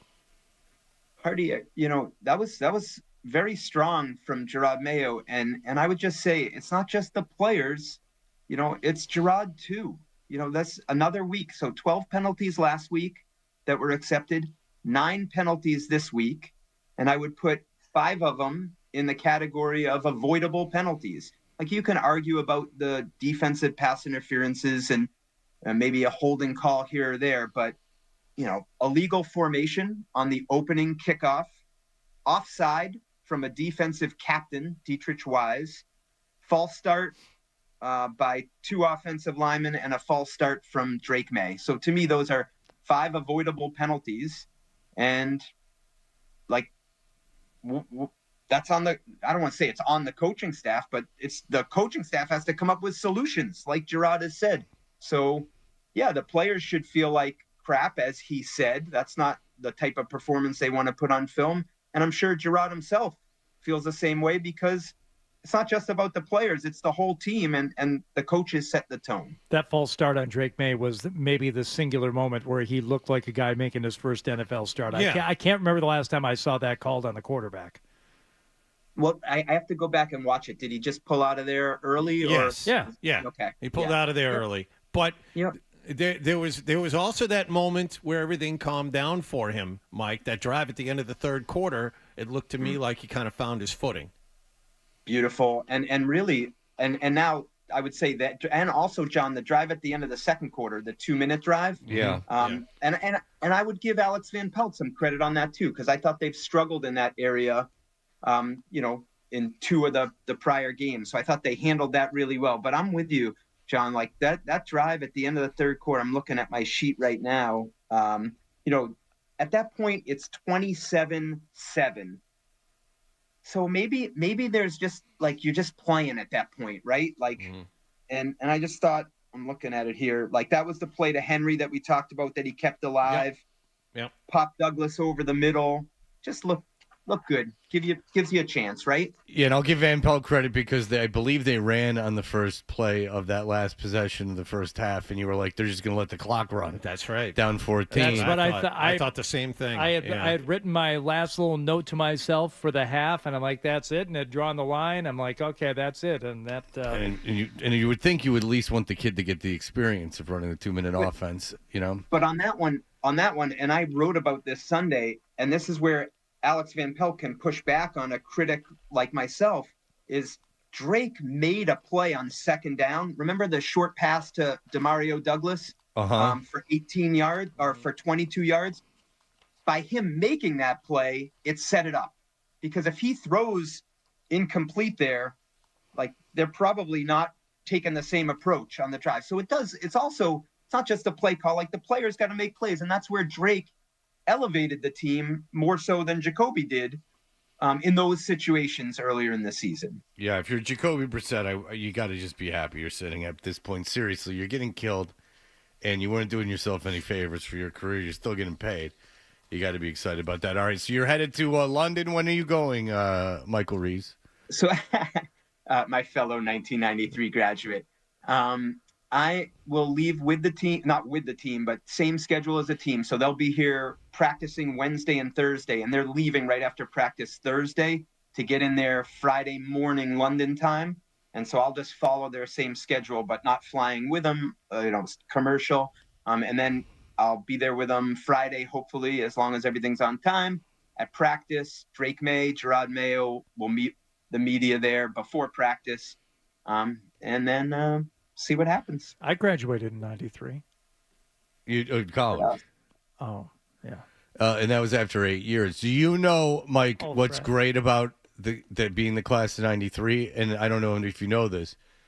We graduated the same year as Zach and the gang on Saved by the Bell. And Great Brandon and the gang on 90210. Great shows. Yeah. I feel so connected now, Fred. See, we're growing together as we keep doing this. Hey, Mike, we're just two old dogs been in this junkyard for a while. Oh, I know what I want to ask Mike real quick. I believe I saw that Jeffrey Osborne is coming to play a concert, and I saw that, and I'm like, I bet Reiss is going to go to that show. Yeah, thank you for letting me know. I was unaware. I did see Sting at MGM, which is right in our wheelhouse. Would you say, Fred, in terms of? Oh yeah, I mean, I went to see the Police when they played Fenway, so yeah, and I was surprised that I was having this conversation with someone. I was surprised Sting played that. I mean, it's not a small venue, but played that kind of venue. Yeah. You know, I like that. I like that venue. What do you guys think of that? Oh yeah, it's a great venue. All the new venues by Fenway sound great. I mean, the sound's amazing. Like they're all great venues. Fenway is not. I saw the Police at Fenway, and I couldn't even understand what was going on. That and I was smoked DMT before it, but which is really takes you out of your. I did not smoke DMT, no. But yeah, but he was playing a smart venue because I took my daughter to A Boogie with the Hoodie, and he sold out the Garden. So if he can sell out the Garden, why is Sting playing this theater? I don't know. It must have been a hell of a show. I saw Sting and Paul Simon when they played the Garden together, and that was an incredible show. I'm surprised Sting was playing that room. Yeah. What do you guys have lined up next? What's your next show? No. I think I know. I always take my daughter. Like it's something my daughter wants to see. I have nothing. I have no plans to go to any concerts. Yeah, I mean, I'm going to I'm going to Czarface as they come back to the Middle East on Sunday. This weekend, yeah. But I am taking my children. This is an all age show. What do you have next, Mike? I have coming up couple weeks, Rick Springfield in Woonsocket, Rhode Island. Oh my God. What's the venue in Woonsocket, Rhode Island? Oh, John, it's the Stadium Theater, and it's like a little gem out there. Well, I'll tell you this, Mike, is Rick Springfield, I know this because I listened to the Eddie Trunk Show, played for free on Fremont Street in Vegas about a week ago. I swear to God, he was playing on Fremont Street in old Vegas. It's covered with that like digital stuff. Yeah. He was right there just on the street playing. So good for you buying a ticket to something that was free a week ago. You know? I like to support the industry. Absolutely. And he needs your money. No, he's got that soap opera money, Rick Springfield. All right. Listen, Mike, it's always a pleasure. Thank you so much. Enjoy the trip to London, and we'll talk to you next week. Sounds great, guys. Always great being with you. Have a great rest of the show. All right. Appreciate it, Mike. There you go. I saw Modern English play Fremont Street, and they opened and closed their 30-minute set with Melt With You. Oh, boy. Oh, yeah, you got to if you're them. That's like when I saw NERD. They played it first, and they played it last. That's like a 6-song set where they played. Same thing. About the and we're not going to have time to do what we were going to do next break. We'll save it for tomorrow. But the NERD Pharrell Williams rock band played a festival for us. They were, the opener, the second to the, right before the headliner. They played 5 songs and they played Rockstar twice. Oh. Nice. So you want to be a rock, or whatever the hell song they played, whatever the hell the hit they had, they played it twice. Rock Superstar. Or was that Cypress Hill? That's Cypress Hill. Yeah. So it was something else. Whatever NERD's hit was, not memorable. Oh, God. Well, 12, you don't know? Oh, 12, he's got other stuff going on. Yeah, 12's just trying to get us to break. All right, here are the headlines. Sports Hub headline.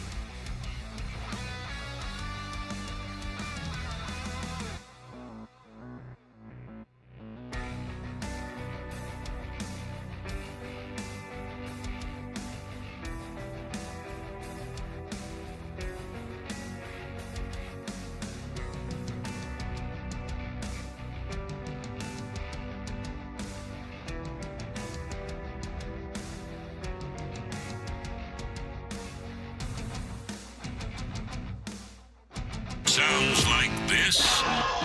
This is the show for you. Toucher and Hardy, the Sports Hub.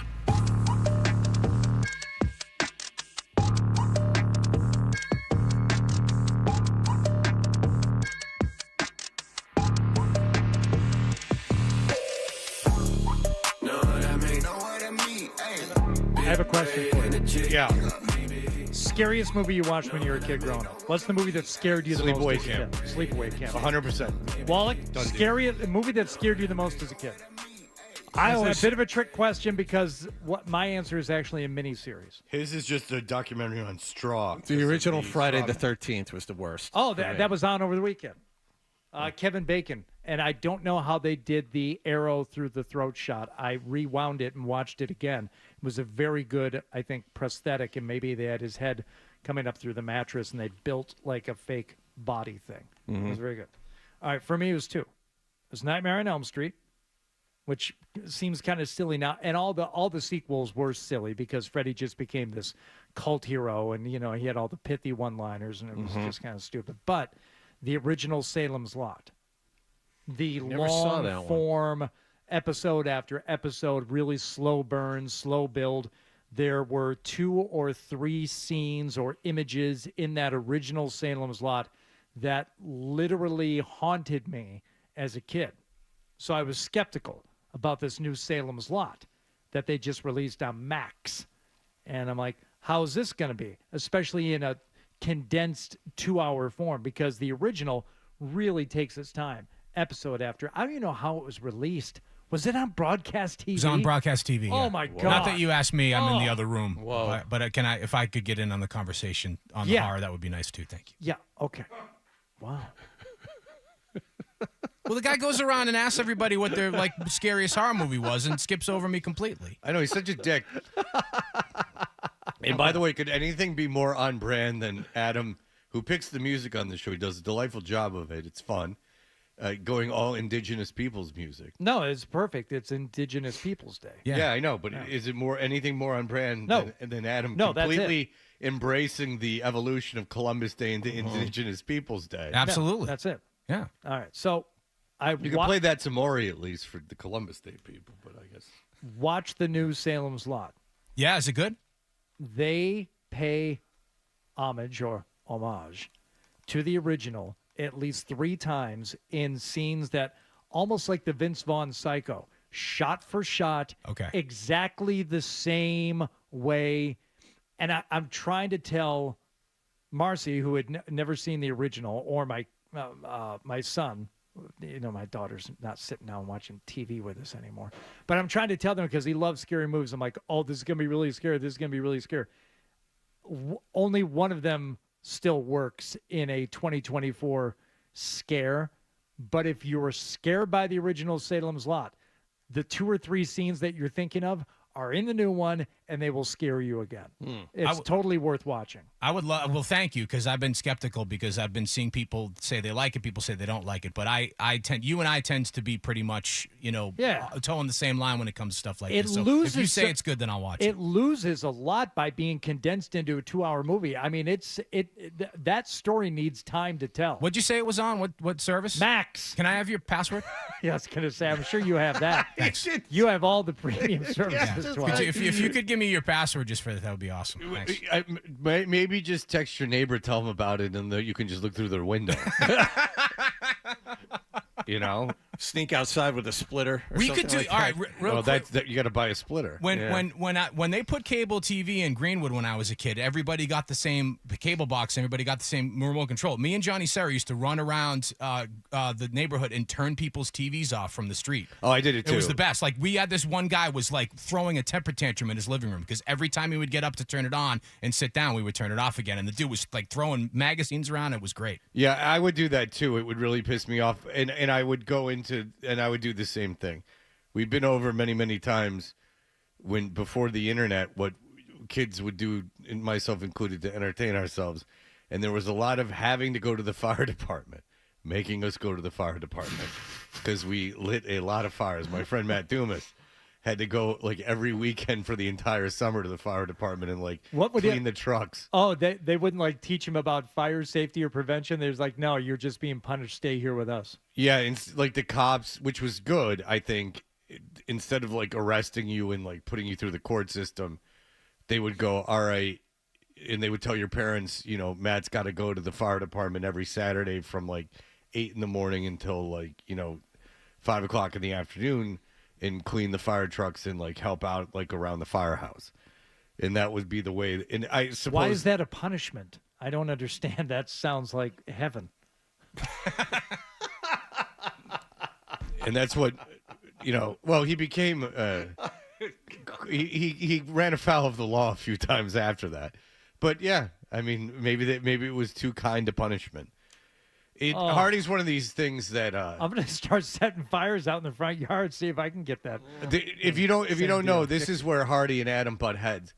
Adam is a big fan of just giving people that commit crimes more money to help, and Hardy here is a big death penalty guy. Just wants to kill everyone. Every felony is a death penalty. All right, well, listen. So there you go. See, I don't like scary movies because I have enough anxiety. I don't need to manufacture it, and I'm not being cute. Like that's why I don't like horror movies. But yes, I saw it was at Tom Anderson's house. Had a sleepover.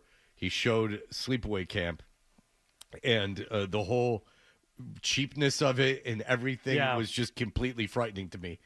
The mom, the way that they treated the quote unquote daughter, it wasn't even the scene at the end where the woman has a penis.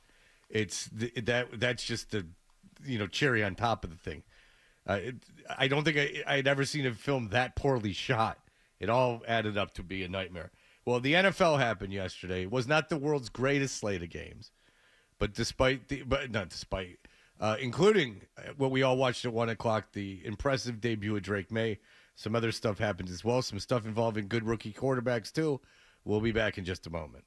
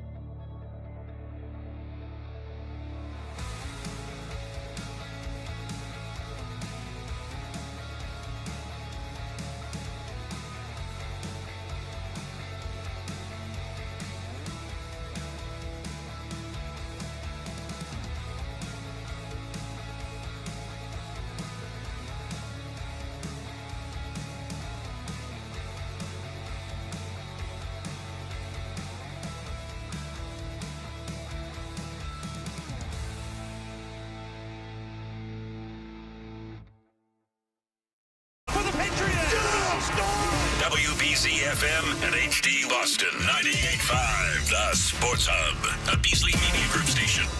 Sports Hub headlines. The Houston Texans won their first ever game at Gillette Stadium yesterday, 41-21 over the Patriots. Patriots are now 1-5, but they appear to have found their quarterback of the future. Rookie Drake May made his first pro start. He threw for 243 yards, 3 touchdowns, and 2 interceptions. But some great stuff to watch on film. Some times out there was a lot of fun on offense. And so I told the guys in the huddle at the end, man, we got the guys in the huddle. We just got to make a few more plays and play complementary football. That's what Coach Mayo just preached, play complementary football. We didn't do that today. C.J. Stroud threw 3 TD passes for the winners, and Will Anderson added 3 sacks, one of which forced a fumble. Patriots have lost 5 in a row. They'll be in London to play Jacksonville this coming Sunday. The Jaguars are also 1-5. They lost in London yesterday morning 35-16 to the now 4-2 Chicago Bears. The Celtics got 20 points from Lonnie Walker. They remain unbeaten in preseason play. They beat Toronto at TD Garden last night, 115-111. They wrap up their 5-game exhibition schedule in Toronto tomorrow night. The Bruins close down their 3-game homestand today at the Garden against Florida. Ryan Johnston and Bob Beers have the pregame at 12:30 and the face-off at 1 on this holiday Monday right here on 98.5 The Sports Hub. And in baseball news, Mookie Betts drove in 3 runs. The Dodgers beat the Mets 9-0 in Game 1 of the National League Championship Series last night. Game 2 is today. The Yankees will play Cleveland in Game 1 of the ALCS tonight. Sports Hub headlines are brought to you by the $14.99 Big Deal Meals at the Nines. 4 new hearty full-size entrees like the roasted turkey dinner, available every Monday through Wednesday for just $14.99. You gotta love the Nines. I'm John Wallach at Boston's Home for Sports, 98.5 The Sports Hub. Your next update at 8:30. This is Jaylen Brown. Jaylen Brown turns the corner. Finger roll is up and good. Score to the foul. Listen to home of the Boston Celtics, 98.5 The Sports Hub. On the air, online, on the app. This is how Boston sports fans start their day. Toucher and Hardy on 98.5 The Sports Hub. Around the NFL with Toucher and Hardy. They are who we thought they were, and we let them off the hook.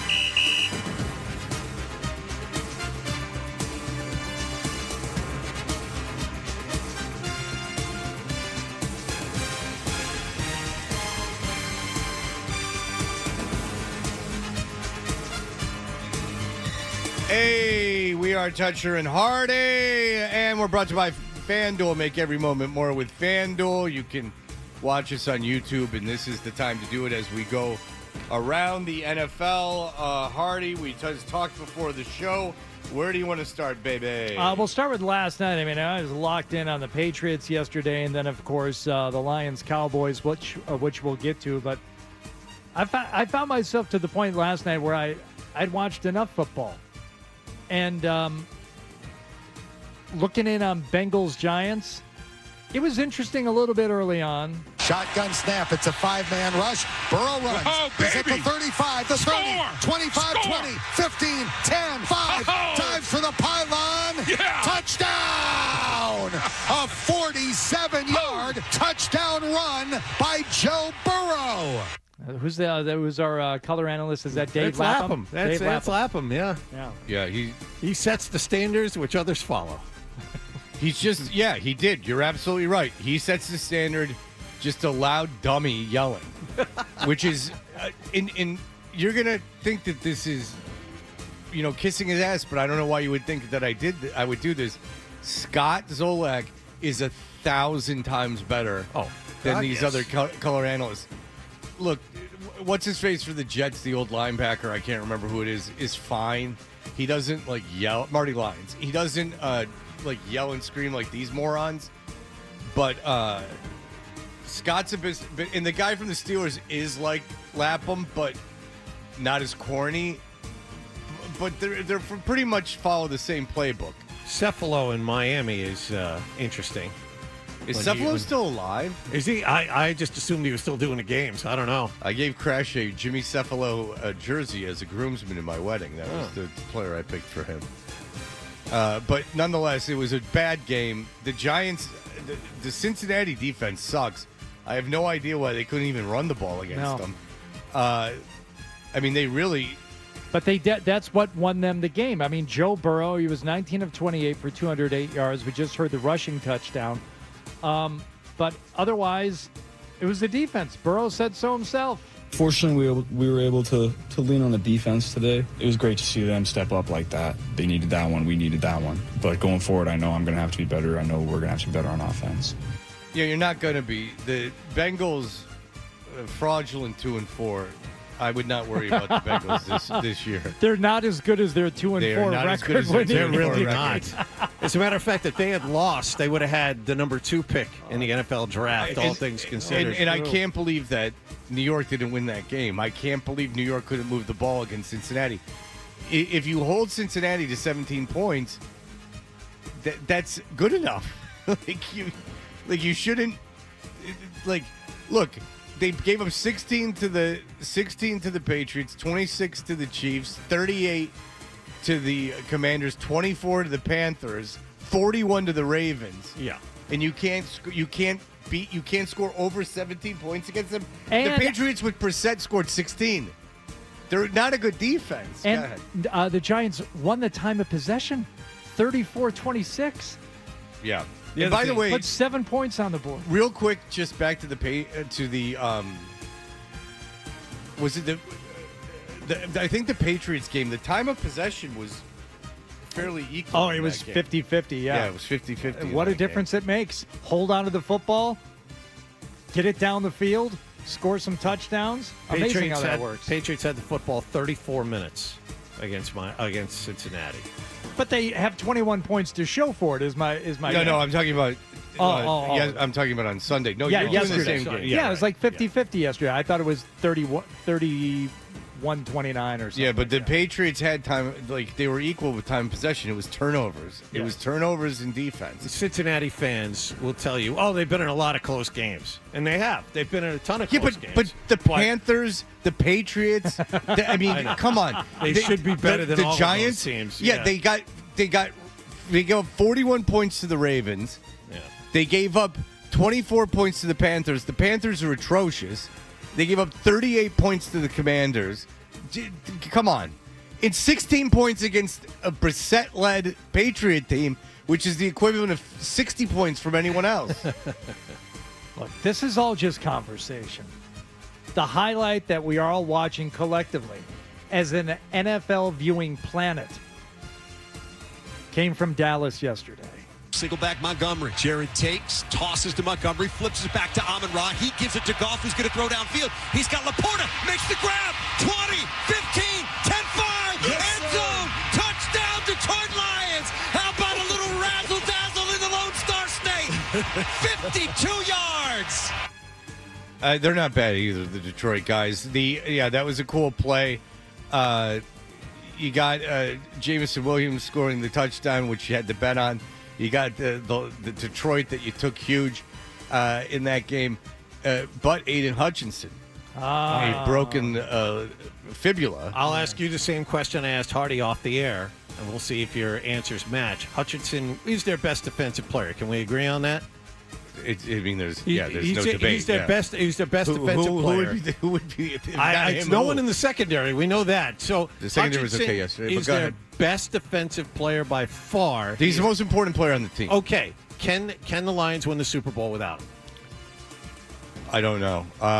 It's a lot harder. I still think they're maybe the best team in the NFC. I think they might be still the best team in football. But Hutchinson could come back. It wasn't a compound fracture. So the healing on that, from what I Googled on my own, no one has said anything about Hutchinson, is 4 to 6 weeks to heal, plus rehab. I can't think that he had surgery last night. Yeah, in Dallas, they immediately took him for surgery there. So I don't think Hutchinson is out for the rest of the year. I think that he comes back at the end of the year. That'd be amazing. Can anyone help? 617, and I'm being serious, 617-779-0985. Because I've read nothing either way. I've read nothing that he's out for the season or any timetable for him. So I just Googled it myself. Burkett from the... Boy, we're going deep into something that you might not care about, but he's a star. Burkett from the Free Press said that it wasn't a compound fracture, which is... It's not like a terrible break. So if they put a rod in it, and it's the sixth week of the season, 11 weeks left, plus a bye. I mean, he could be back for the playoffs, certainly. I would think, right? 12 weeks, 4, 8, 12, 3 months, I would think that he could come back. But I could be wrong. Just the nature of the injury is so horrific. And, instinctively I look at him like, oh, he's not playing this year. But as you said, the type of fracture and the way it happens, there's a chance. What did Dan Campbell say about it after the game? I hate it for Hutch. That's tough. He's in good hands right now. He's being taken care of. He'll stay back here. Obviously he's going to be down for a little while. So that's tough, man. It's hard when you lose somebody like him. But we'll know a lot more after this. Obviously wish him the best. Yeah, he didn't know at the time what kind of fracture it was. He knew that he had a broken leg because obviously they can x-ray that, at the facility, at the stadium. Yeah. The mentality of the team is such, though, that I'm not talking about next man up. I'm talking about the way they handled business yesterday in Dallas when that game was put away early and they still scored double digits in the third and fourth quarter. Yeah. They don't let their foot off the gas. They only go one speed all the time. They're going for it on fourth down. That's how they play. They're fun. They're fun to watch. So to that end, though, it's like, can they win? I don't know if they win the Super Bowl, period. Okay. But can they still play at a high level and win as many games without Aiden Hutchinson? It's going to be tough, but if there is a team collectively that can do it right now in the league, yeah, I think it's the Lions. But the Lions win scoring points, and Dallas's defense was missing like 4 stars. Yeah, that's the thing. They're without Parsons. They're without Deron Bland. They're without, what's his name? Trevon Diggs isn't nearly as good as he was a couple of years ago. I mean, they're missing a lot of guys on defense, but there's no excuse for what happened to them yesterday. Plus 2.5 that game was. The Cowboys plus 2.5. I'm like, that's free money. I put. Let's put it this way. I put 10 times as much money on that game as I normally gamble. Go ahead. Okay, so Dallas has been embarrassed in all. I'm like, there's no way Detroit can't cover 2.5 against the beat up Dallas team. No, Dallas that suck at home. Like Dallas doesn't win at home. I was about to say that they've lost by an average of 3 touchdowns in their 4 home games. Their last 4 home games. And now the drum beats are louder and louder. McCarthy's going to get fired. And, you see reports online that, Jerry Jones and Bill Belichick have a great communication between them. You can't bring in someone in the middle of the season that hasn't been with the team. They can't implement their system in a week. You did 10. I did 5 times my normal parlay wager on that 4-way same-game parlay yesterday. That's how confident I was. Well, Jameson Williams, no one's going to care, but with the injuries in the secondary, Jameson Williams was basically going to go unguarded. Like, I knew he would score a touchdown. He dropped a touchdown, too, in that game. Wasn't Diggs the guy trailing him when he caught that touchdown pass? I'm trying to remember when he caught it in the right quarter of the end zone. You have better memory than me. I just know that Jameson should have had 2 touchdowns because he dropped one over the middle that he could have taken in easily. I remember that. Hit him in the bounced chest. Off his left shoulder pad. Yeah. I remember that was something else. All right, let's talk about another game that I just barely missed on yesterday as the Commanders were 6.5-point dogs taking on the Baltimore Ravens. Henry alone in the backfield. He'll get the carry up the middle. Big hole. Touchdown for the King. Derrick Henry strikes again. And the Ravens extend their lead. Baltimore really, really scares me as a team that could challenge for a Super Bowl. I like them the best in the AFC. I'm probably not alone. If they can just smash you. And I mean, there's with Derrick Henry, who looks great, looks fast too, and he's in his 30s. I mean, not only is he big, but he can outrun people. I was thinking about a Baltimore-Detroit Super Bowl when I was driving in this morning. Could happen. That'd be a high-scoring affair. Yeah, the NFL would hate it, but okay. Why would the NFL hate it? You know what? Market size doesn't matter for the NFL. That doesn't matter at all. So I think the NFL would love it. Baltimore with Lamar Jackson against that Lions offense. The NFL, they still want Chiefs. I guarantee they would still rather have the Chiefs. Yeah. But you say hate it like baseball would hate the a Rangers Diamondbacks World Series that no one cares about. No. Football doesn't matter. Market size doesn't matter. I mean, Commanders, by the way, weren't awful yesterday. Baltimore's just really good, but the Commanders still. Snap to Jaden. Ravens break 5. Pumps. Throws toward the end zone. Checkmate! McLaurin! Touchdown! Touchdown, Washington! Daniels comes through again! Checkmate. Checkmate, baby! I don't get it. I guess Cliff Greenberg said, I'm better at chested you. Yeah. All right. You Okay. stink. Play that again, actually. I want to hear how bad that is. If you would. And this is D.C., not a small market. Ravens break 5. Pumps. Throws toward the end zone. Checkmate. McLaurin. Touchdown. Touchdown, Washington. Daniels comes through again. Checkmate, baby. I guess Cliff Greenfield said, I'm better at chess than you. Yeah, he ate the Krispy Kreme, he said. I don't have any idea what that guy's talking about. I'm better at chess than you? Yeah, but then what did he say after? I mean, just nonsense, overmodulated nonsense. Jane Daniels was, he looked, I didn't see much of the game, obviously. I was really interested in the Patriots because of May. Daniels, his statistics were good. He was 24 for 35. 269, Solid. two touchdowns, no interceptions. Solid, but again, Washington's not as good as Baltimore. No, Baltimore and Detroit are the two teams, I think, if you ask me right now, would be in the Super Bowl. That means they won't because the two best teams generally don't, but I think those are the two best teams in the NFL. Do you agree? Yeah.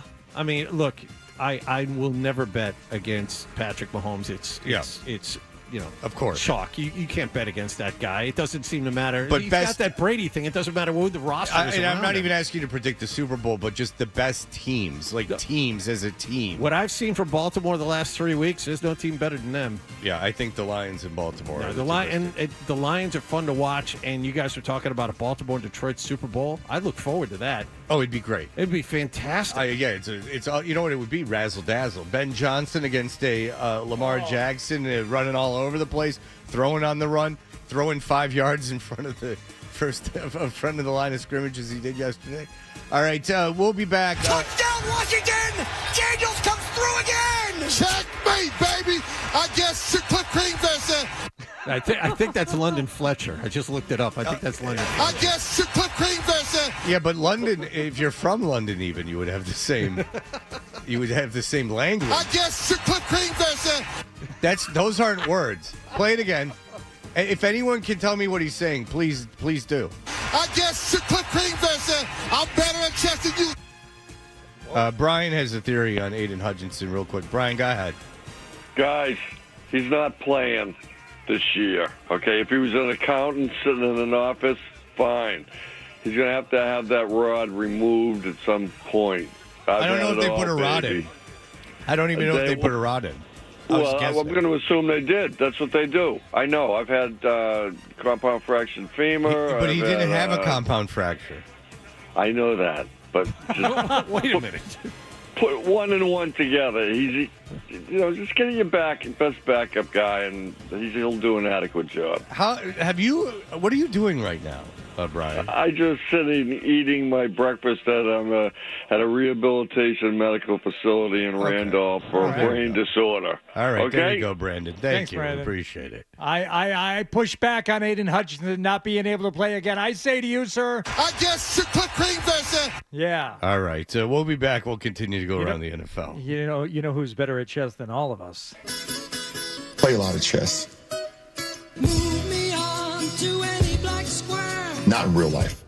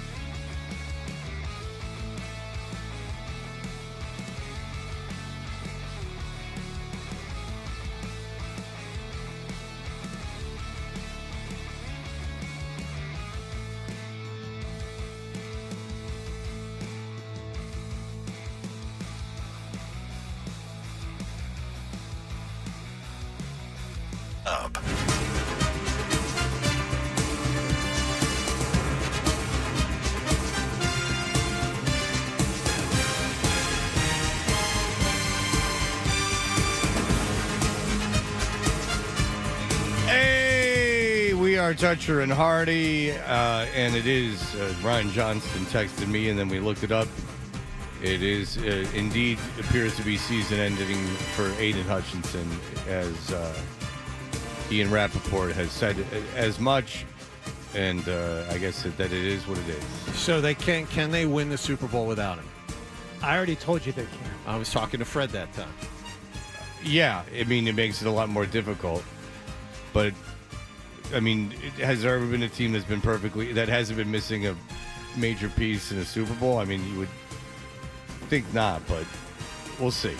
It makes it a lot more difficult. He was Defensive Player of the Year. I mean, you got to figure he was at least leading in the clubhouse at this point, so we'll see. All right, what else happened, Hardy, if you could? All right, let's go to the Eagles, who were hosting the Browns yesterday. We'll start with some Jalen Hurts magic. Hurts again on the gun. He's back. He's looking. He fires. Wide open. Smith. 35, 30, 25, 20, 15, 10, 5. Touchdown, Devontae Smith. Hello.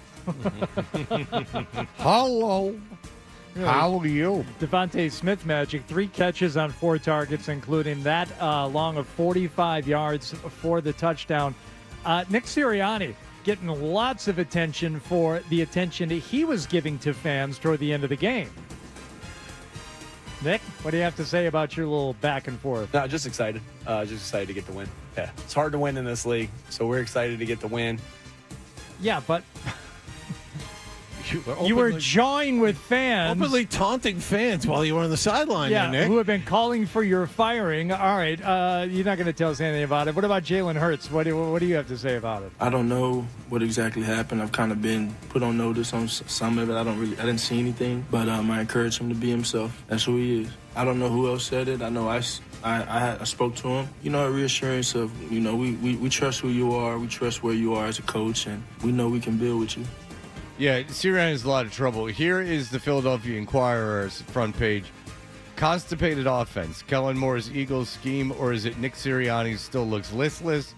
Nick Sirianni tried to deflect criticism after the Eagles' ugly win. It was nothing but a cynical ploy. He is out the door. In fact, we need to have a little bit of ears on WIP today, as the Phillies are out of it. Yeah. So this is just going to be straight Eagles hate today. They barely escaped a horrendous team at home yesterday. Yeah, I mean, and Sirianni got into it with awful. the fans. I mean, this is going to be a feast for the senses. Now they did get the win. They're 3-2. They have a winning record, and the fans are going to be. Yeah. Oh my God. Philadelphia fans are the greatest. Now, Boston fans are fun too, but there's been so much success. Philadelphia fans yell about specific plays. Like, they'll be like, you know, like 3rd and 2, there's 5 minutes left in the third quarter.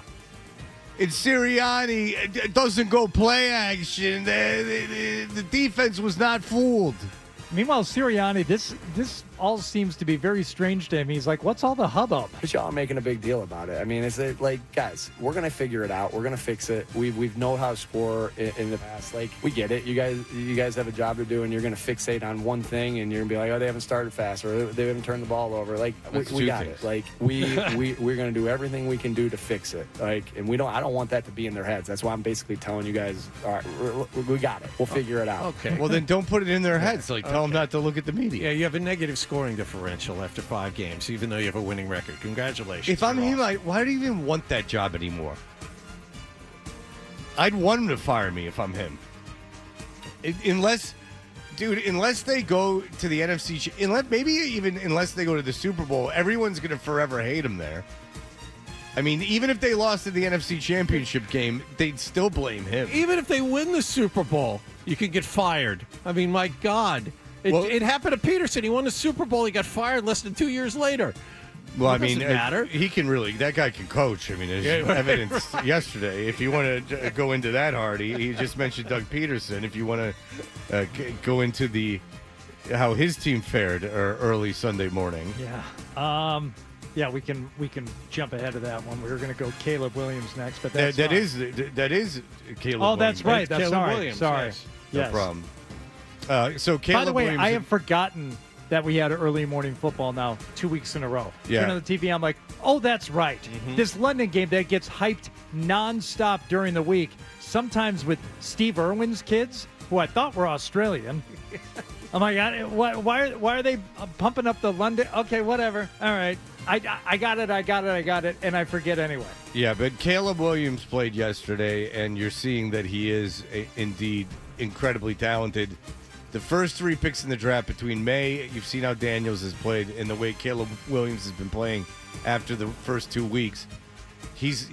Now the Jaguars defense sucks, and the Patriots really should beat Jacksonville. Yeah, because they're going to fire. They'll fire, and that will get Peterson fired. I mean, he'll get fired if they lose again overseas. You get fired after the London games. That's what happens. That's what happened to the Jets. It's happened many times. Philbin in Miami, yes. Same thing. And really, the game that probably got Belichick fired, even though they weren't going to fire him mid-season, was the game in Germany. Yep. I mean, these European games lead the coaches getting fired. But yesterday, Hardy, Caleb Williams put on a show. Yes, he did. Orbit motion with Keenan Allen as the snap to Caleb. Fakes it left, fakes it right. Down the middle of the field. Komet's got it at the 10. Breaks the tackle to the 5. Rumbles into the end zone. An angry run from Cole Komet. Touchdown! Touchdown Bears! I don't know how you get angry All right. on Kokomo. You get there fast, and then once you're there, you're taking it slow. That's where you want to go. Down to Kokomo. Stamos, you take the bongos on this. Really? Yeah. What's the big deal? Caleb Williams had a touchdown pass. No, he had 4. Takes a snap. 3 steps. Throwing loud. Left corner of the end zone. Keenan Allen. Touchdown. Touchdown Bears. 2 touchdowns for Cole Komet. 2 touchdowns for Keenan Allen. And a 4-pack for number 18, Caleb Williams, on the international stage here in London. All right, so Drake May, Caleb Williams, and Jaden Daniels all look like they have at least certainly the talent to be NFL quarterbacks and to start for many years. Let's go to Jacksonville, where Trevor Lawrence, not a generational talent like Caleb Williams, but, his freshman year at Clemson, I believe he won a national championship his freshman year. I mean, Trevor Lawrence was supposed to have it all. His dedication to football was questioned by some. There is talk. I'm not saying this is going to happen or there's even any threat of it happening, but there is talk on a national level. Mac Jones versus Drake May this coming Sunday. Sitting Lawrence for a game has been thrown out there by the national media, by members of the national media. Trevor Lawrence is not good. Dearness Johnson into the lineup. Snap to Lawrence. Clean pocket. Throws right to a Bear. Intercepted and a sliding pick. Up with it at the 40. And it is Blackwell with the pick. Again, you name it, you put them in, they're going to make a play in the secondary. Yeah, when we get thrown right to him, yes, you should make that play. But Mac Jones got a couple snaps yesterday, completed a pass, took a sack. Oh, nice. But what if it was Mackey Jones, Drake May? And then what if you lost? How can you, I mean... Let's talk about that. That would be the ultimate. As lost as that team seems to be and as lackluster as Trevor Lawrence, how can you convince yourself or that team that you've got a better chance to win with Mac Jones and a quarterback? It would be more like, and look, they're probably not going to do it, but it is interesting that it isn't completely out of the realm of logic. Give him a week to sit and get his thoughts together. Let him get it together. You're in London for the week. Give him the week off and have him kind of calm down a little bit. That would be the reasoning for it. I mean, they've given him hundreds of millions of dollars this last offseason, which they didn't really have. You have to. That's the way the NFL is now. If you maybe have a quarterback, a guy who, won a playoff game, led his team back against San Diego a couple years ago, but since then has been absolutely atrocious. Trevor Lawrence, atrocious. And you'll go, oh, Fred, that never happened. You're an idiot. Okay, fine. But if Trevor Lawrence comes out against the Patriots and they can't score, you don't think that there's a chance they could put Mac Jones in mid-game? Oh, sure. No. I think that's very possible. They're 1-5. And this was a team that was supposed to be a little bit, not just a little bit, better than this. It wasn't that long ago they were in the playoffs. No, they were considered a possible playoff team. There's no question about it. They went out in free agency and got guys that they don't throw to. I can see if they fall behind. Now, this is very unlikely. Let me preface this. If they fall behind the Patriots by double digits, I can see them benching Trevor Lawrence and putting in Mac Jones. It's not as ridiculous as you think. No. Well, I mean, Chicago was up 14-3 at the half of that game. I mean, if you're Peterson and you're coaching for your job on Sunday, sure. I'm making a move. F it. I don't care how much you're paying them. I'm playing for my job. I'm coaching for my job. I would love to see that happen. Mac Jones come in the game and play against the Patriots this coming weekend. It'd be fantastic. And you could see the physical difference between Drake May and him, and why Mac Jones was not a good pick in the draft. You don't take a kid like that in the first round. You just don't. He's not physically gifted enough. May is the kind of guy you take in the first round. Well, it was tough for Trevor Lawrence or anyone to win against a quarterback that's going to throw 4 touchdowns against you, just like it was tough for the Saints yesterday playing against Baker Mayfield and the Tampa Bay Buccaneers. In motion, Godwin, play action fake Mayfield, looks downfield, throws a pass to a caught ball on their left side. Out across the 50 to the 45 is Godwin. He breaks another tackle. All right, Mr. Magoo. Why don't you make more mistakes? Out across the 50 to the 45 is Godwin. He breaks another tackle. Godwin down the sideline, outside the numbers to the 10. 5, 3, 2, 1, touchdown, Tampa Bay. Chris Godwin. 3, 2, 1. I like how he says those to you. He's just bragging he can count backwards. I guess Cliff Greenberg. That's right. Guy from the Redskins broadcast. Commanders, my bad. All And I'm sorry, 27. Adam. All 27 of the Saints' points scored in the third quarter yesterday. Bucks going to win 51-27. Baker Mayfield, 325 yards. He also threw 3 picks yesterday. Yeah, all hell breaks loose in that New Orleans. All hell breaks loose. 51-27. What about that? All right. We will be back in just a moment. Bob Sosi still to join us as we continue here the headlines. Sports Hub headlines. Patriots lost again yesterday, 41-21 to Houston and Foxborough. They are 1-5. They have lost 5 in a row. Drake May, 243 yards passing, 3 touchdowns and 2 interceptions in his first NFL start. Patriots will play Jacksonville in London this coming Sunday. Jaguars also 1-5 after losing to Chicago in London yesterday, 35-16. Celtics now 4-0 in preseason play. They beat Toronto at TD Garden last night, 115-111. Tonight is a night off, and then they'll wrap up their preseason schedule in Toronto tomorrow night. And the Bruins have an afternoon game at the Garden today. They finish off their 3-game homestand against Florida. Ryan Johnston and Bob Beards have the pregame at 12:30 and the face-off at 1 here on 98.5 The Sports Hub. Sports Hub headlines are brought to you by Catches Law. Injured and can't work? Turn to Catches Law, the official law firm of the New England Patriots, to tackle your needs with local attorneys who live and serve here in New England. Let Catches fight for you. Go to catcheslaw.com to book your free consultation. I'm John Wallach at Boston's Home for Sports, 98.5 The Sports Hub. Your next update at 9 o'clock. Toucher and Hardy.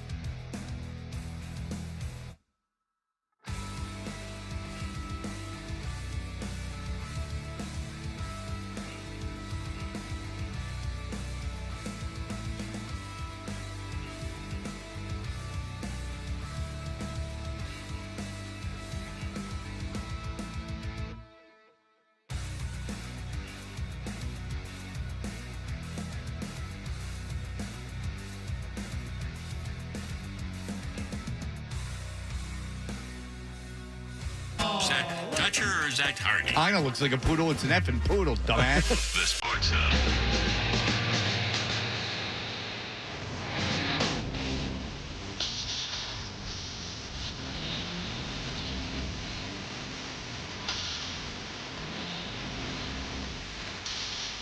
Have you given up, Adam, on the Native American music in honor of Indigenous? Not at all. Jimi Hendrix has Cherokee heritage. I'll tell you this. Adolfo says, tell 12 to play Dead Pioneers. I don't know that one. I played Snotty Nose Rez Kids a little while ago. I figured that's one Adolfo would know. Why do you play the Jayhawks, The Man Who Loved Life? Not the artist, but, the song about indigenous peoples. I don't know that one. When Adolfo says something, did you watch Reservation Dogs? Love that show. Tremendous. Yeah, you did. Did you like when Brandon Boyd played Jesus? I texted you about that. I texted you when I was watching it. I was like, I remember, it's like, Fred, have you watched Reservation Dogs? And then I think we goofed on that a little bit. I loved Reservation Dogs, but then when I saw Brandon Boyd was involved in an episode, I became skeptical. And then when I saw he was in another episode, I stopped watching. Yeah. Did you really quit on it after? Because that's like halfway through the last season. Yeah, I stopped watching. Oh, you should watch it. It ends strong. 3 seasons tight. They get in, they get out. I respect shows that do that. But the best episode of Reservation Dogs was probably the first episode. Yeah. When they're playing Iggy Pop and they're robbing the place. Yes, fantastic. That's pretty cool. Yeah. That was a good show. It's on Hulu, as Fred likes to say. You could play Audio Slave Cochise. Yes. And also to go along with the Bruins matinee today. Oh, I'm heading over there. You could play Apache Jump On It. Hey, this is going to shock you, but you know who loves that song? Scott Zolak. Oh, big fan. He usually likes depth in lyrics. I'm surprised he likes just that says "jump on it." Hardy, do you remember the band called Indigenous? They were like a late '90s alternative rock band, and they got promoted, like kind of bluesy. They got promoted heavily to radio. I don't know, because when I was putting together the playlist for today, that was one that I put on there, and I remember them. I remember getting like their CD in the mail when I was doing like college radio. No. Okay, well, just figured out. Do you remember the band The Toll? No. They were like a late 80s, early 90s band. They had like an 8-minute song that we could play during the 9 o'clock hour. And help it. Yes, play the whole thing. Why not, right? Called Jonathan Toledo, and it goes along with the subject matter of the day. You know who was from Toledo? The guy who tried to get out of the Army in MASH, get out of the war by wearing women's clothes. Klinger.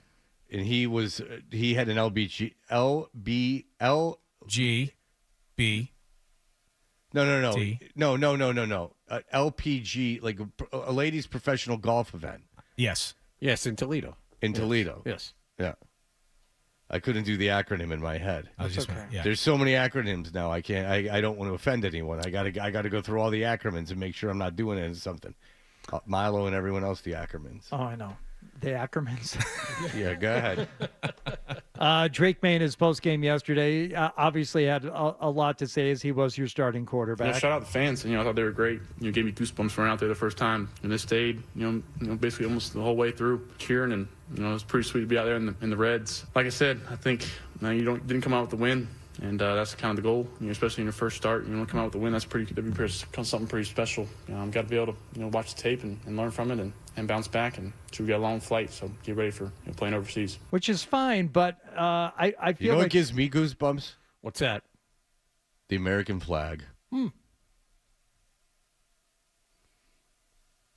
If you want to talk about what gives you goosebumps, Old Glory waving in the wind.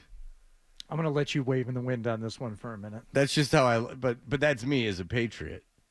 I have a whole supply of water in a generator for when it goes down. MREs. I had a friend of mine telling me that he was buying he was explaining how he quote unquote doom scrolls, where he just he's become almost habitually looking at bad news almost deliberately. His algorithm has now on social media or on Twitter has become just negative news, like that the world is literally the world is coming to an end. And so he's saying that and saying, I got to stop doing that. While at the same time, I said, where are you going? He goes, oh, I'm off to the store to get a couple generators. Before the election, it's going to go down. The grid will go down. There you go. And that adds to another person who I know believes that the government is manipulating the weather and causing flooding in North Carolina in order to access the lithium. Mark Capello. Does Mark Cabello believe that? It wouldn't surprise me. You know, why don't they just go in and kill everyone? Like, you know, just go in and kill them. And then do it on it's poor people that probably wouldn't get overly covered by the media. You could just, I mean, if they're going to do something, just kill everyone. Why would they manipulate the weather? Why wouldn't they just raise the buildings and go, too bad? You know, they built I-75 through the middle of Detroit, and they just went, hey, black people, move. We're building it. And they go, no. And they go, oh, yeah. They did the same thing in New York. They built system where people were living, and they were, I lived here, and they went, okay. And this wasn't, 400 years ago. This was last century. They told people to go to screw while they were building the highways. Eminent domain. They didn't have to manipulate the weather to get what they wanted. Oh boy, man. I know more people than you would think that the government's manipulating the weather. It's really strange to me, and I'll listen to them. But then they give me the reason, like, oh, they want the places in North Carolina. Where are they? In really rural, poor areas. Okay, so pay the mayor. Hey, mayor, here's $100,000. Let us do whatever we want here. Okay. You're the federal government. You have trillions and trillions of dollars. You could just print more money if you wanted to. There's no end to what you could give to these people to get their lithium. You said it yourself. You let these people say these things to you instead of just immediately shutting them down or just turning around and walking away. Because I don't think I know everything. So, like, I'm just like, okay, I didn't know lithium was in superconductors. And I just thought, when I think of lithium, I just think of Nirvana and Depression. Well, you say superconductor, I think of the Rush song, I believe, from Presto. Superconductor. When you're listening to Presto, you just listen to Rattle the Bones and call it a day.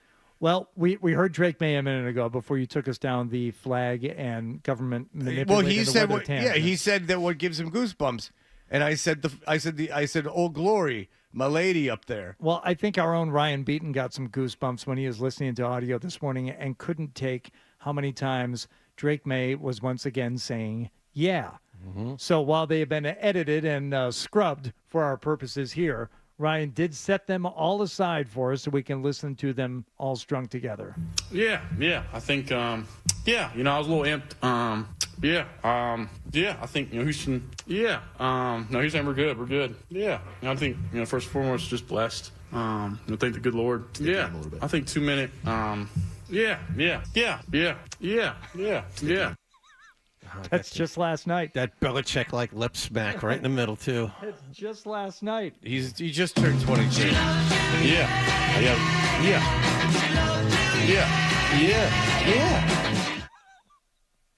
Yeah. I'm not familiar with the song.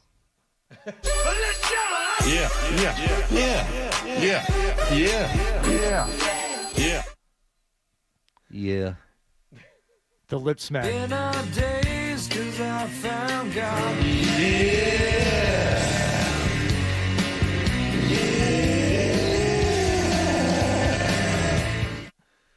Well, he's a treasure. We've got a quarterback. Zolak said it. You've got a quarterback. You have a quarterback. You saw a quarterback, a capable quarterback last night. We'll talk to Bob Sosi about what it was like calling it. Look, as a team, not good. Careless mistakes, penalties. The defense was terrible. But you get something you can hang your hat on, something to hold on to, something to look forward to watching. You got a reason to watch for the rest of the season, that's for sure. But, of course, he had to debut the day before a holiday. So are we even reaping the benefits of this as no one is out? No one's here. No one's anywhere. Mm-hmm. I mean, the government made it rain all day yesterday to benefit the Patriots. All right. How'd that work out? Well, I mean, you would think that Stroud wouldn't be as effective in the rain. Yeah. Yeah. But, yeah. All right, Bob Sosi will join us in a moment.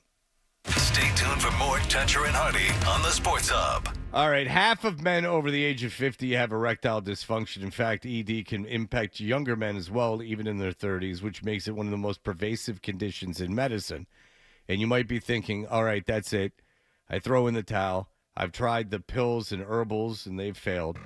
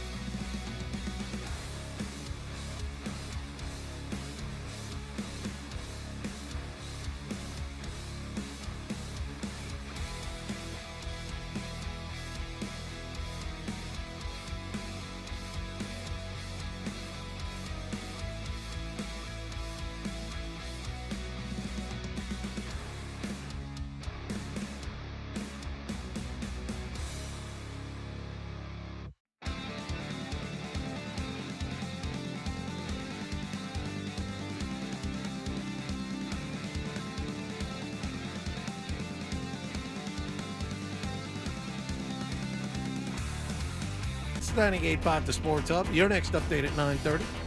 Let's talk turkey, shall we? Blah, blah, blah, blah, blah. Oh, in the sports industry, that's what you say. Got your talking head right here, buddy. 98.5 The Sports Hub.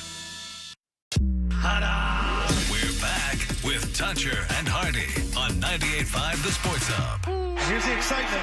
Drake May, it's time. The rookie from North Carolina.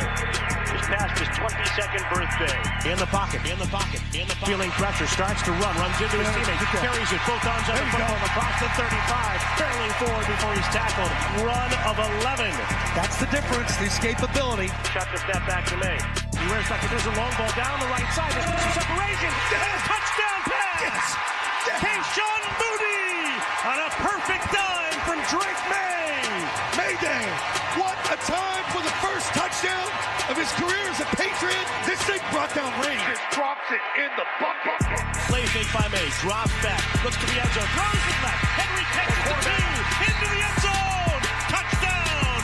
Patriots. Second touchdown on Mayday. Play fake. Pressure's coming. He unloads down the middle. Douglas catches the 20. Here's away 10 to the 5. Diving toward the pylon. In for a touchdown. Patriots. He dives down the middle. He takes it to the house. Drake May gives you the best chance to win. And they made the right decision playing this guy. Hell with the plan. Throw your plan out the window.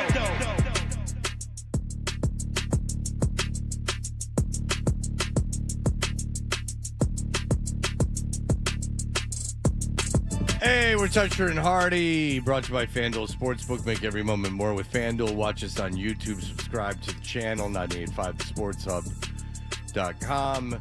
Bob Sosi, the voice of the New England Patriots, joins us on the Volkswagen Dealers Expert Hotline. Bob Sosi's hot takes are powered by Bigelow Tea. If you want to know what keeps Bob's voice in peak condition, it's his hot cup of Bigelow Tea. Hot takes and hot tea, Bigelow Tea. Grab a mug and tea proudly. Hi, Bob. How you doing? Hey, I'm doing well, Fred. Good morning, guys. Hey, good morning to you. Thank you for joining us. So you've called a lot of games over the last couple of years that were boring and in bad weather. And yesterday you had a game in not great conditions, but with an exciting twist to it. That Drake May's first start. Did you notice in the crowd? Was the crowd different? And if so, how long has it been since the crowd has been this excited? Yeah, Fred, I would say it was noticeable when I pulled up to the stadium. I usually get there around 9:30 for a 1 o'clock game. And the week before, when it was a perfect Sunday, really, for football, there were a few parties out there gathering for tailgates when I arrived where I park. Yesterday, I noticed a lot more. And I felt that there was more of a buzz in the stadium despite the rain during the pregame hours. Now, a lot of the crowds were a little bit late in getting into their seats yesterday, but certainly there was a lot more excitement that you could feel in yesterday's game throughout when May took the field, at least the first few series when he came out on the field. Obviously, the way the game went, a lot of that excitement got deflated very quickly. But then I think it resumed after that touchdown pass to Booty in the second quarter, just before halftime when he came out to start the second half. I think the people were charged up because of that little dose of excitement. And we've called so many games over the last 3-4 years where there haven't been a lot of offensive highlights, frankly, going back to the Cam Newton year of 2020 and throughout Mac Jones' tenure, especially the last two seasons. I even noted yesterday at one point, maybe off air, that they got to 21 points. They had only scored 22 or more, so they'd surpassed 21 points in only 4 of the previous 22 games. They didn't get there yesterday to 22, but it sure felt a lot better than what we had seen the previous few weeks, where I think they scored 2 touchdowns in weeks 3 through 5. Hey, Bob, when you watch Drake May play just physically, like you said, we saw Cam at the end of his career when he really didn't have it anymore. Mac Jones, Bailey Zappi, right away, do you see a talent and physical difference?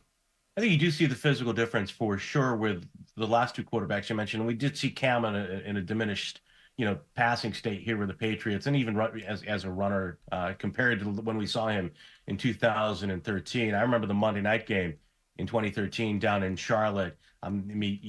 He stood out because he was unique at that point. Now you're seeing, some bigger quarterbacks. I mean, Milton has that physical stature and the arm strength, but certainly not the quarterbacking skills yet to play in the NFL as a regular guy. But I look at May. I mean, you see a lot of those skills that are there for him. I mean, I wouldn't put him in that class of from a physical stature standpoint, but he certainly stands out. Now, not just because he's a lot taller than Mac Jones or Bailey Zappi are more mobile. I just think the whole overall package of athletic ability, and I think we saw it yesterday in a couple of different instances, some of the off-platform plays as a runner, but as a thrower, and even some of the arm angles that he used to get the ball out. So I think that there was a noticeable difference yesterday. But I got to say, too, when I watched C.J. Stroud warm up, there was a big difference there watching that quarterback compared to the guys that we've seen for and against the Patriots in recent years, too, in terms of the overall package. Zoe pointed it out on the broadcast yesterday, Bob, that when Drake May is running the ball, he's kind of upright and that he has kind of an elusive or not an obvious speed about him. Do you think that specifically the Houston defense was kind of surprised to see the way he was able to move yesterday? Because just watching what little tape there is of him, he's a little bit faster than I thought he would be. Yeah, Hardy, I think regardless of what your running style is, there's a big difference between playing, obviously, and watching. And I've heard guys comment through the years on the Patriots defense about the difference between Lamar Jackson on tape Lamar Jackson on the field in Baltimore for that first time. Well, they're both and scary. Even a guy like, even a guy, he's obviously he's an outlier even among the fast quarterbacks. But even a guy like when Ryan Tannehill was a quarterback early on in his career for the Dolphins, I remember talking to, I think it was Rob Ninkovich in the locker room about how deceptively fast he was, and he was exceptionally fast. And going against him on the field, those for the first few reps, and I've heard that about other quarterbacks, other players too, at other positions like running back, especially over the course of my 11, 12 seasons covering the Patriots. But I think you're right. I mean, the way he runs, it's kind of like a fast guy running down the first baseline in baseball who runs more upright, as opposed to the little guy who's leaning forward and looks like he's coming out of the blocks and doing a more standard like 40 or even a 100-yard sprint. No, he's just moving straight up the whole time, kind of scanning down the field. It's kind of the Seinfeld, running style in the race. I don't know was he racing, down the street in New York at some point, but he chose not to run at first. Oh, he chose not to run. Okay, that's right. Yeah. But eventually anyway. he did. Yeah. When did you think the game slowed down for him, Bob? I mean, we were talking with Mike Reiss earlier. I thought it was that drive at the end of the third quarter where he just forgot, this is my first game, and just started playing quarterback. Yeah, I think that they obviously had a lot of problems again early protecting him. It's funny, I'm looking at the PFF number, 31% pressure rate, which was a marked improvement over the best performance of the offensive line before yesterday's game, and that's still too high.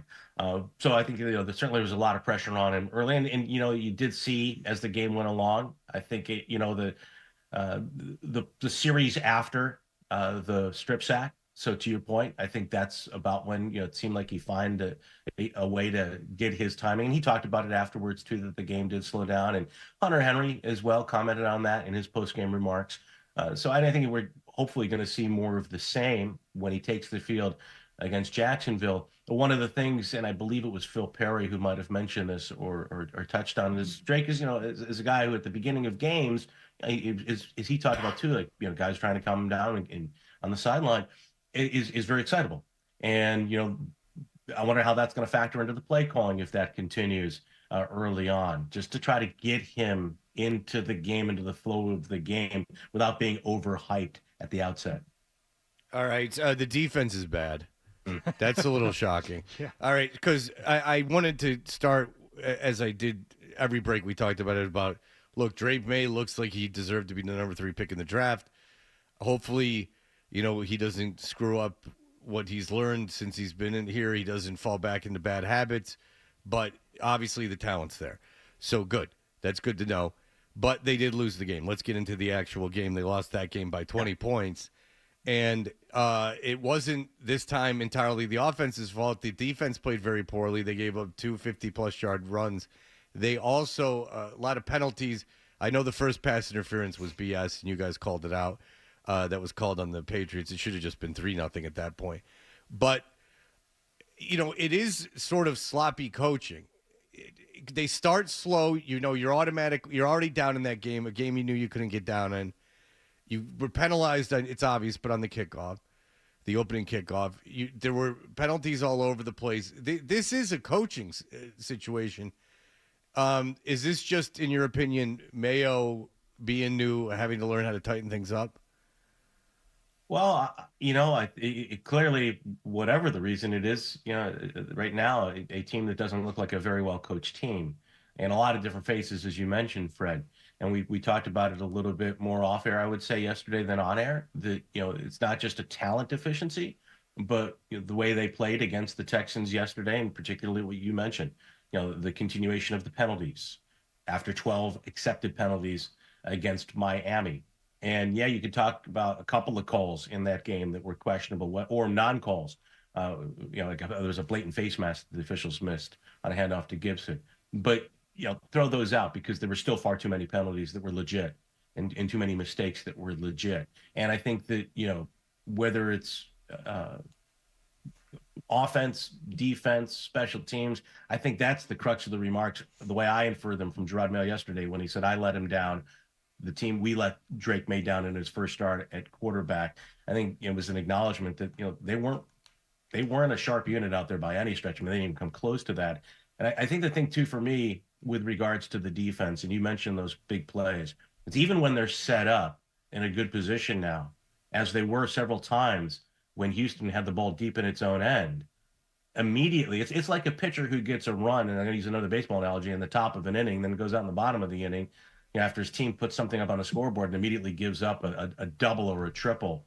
And you see a run for 59 yards when the Texans are pinned deep. You see a pass for 20 yards, 21 yards after they're starting with poor field position.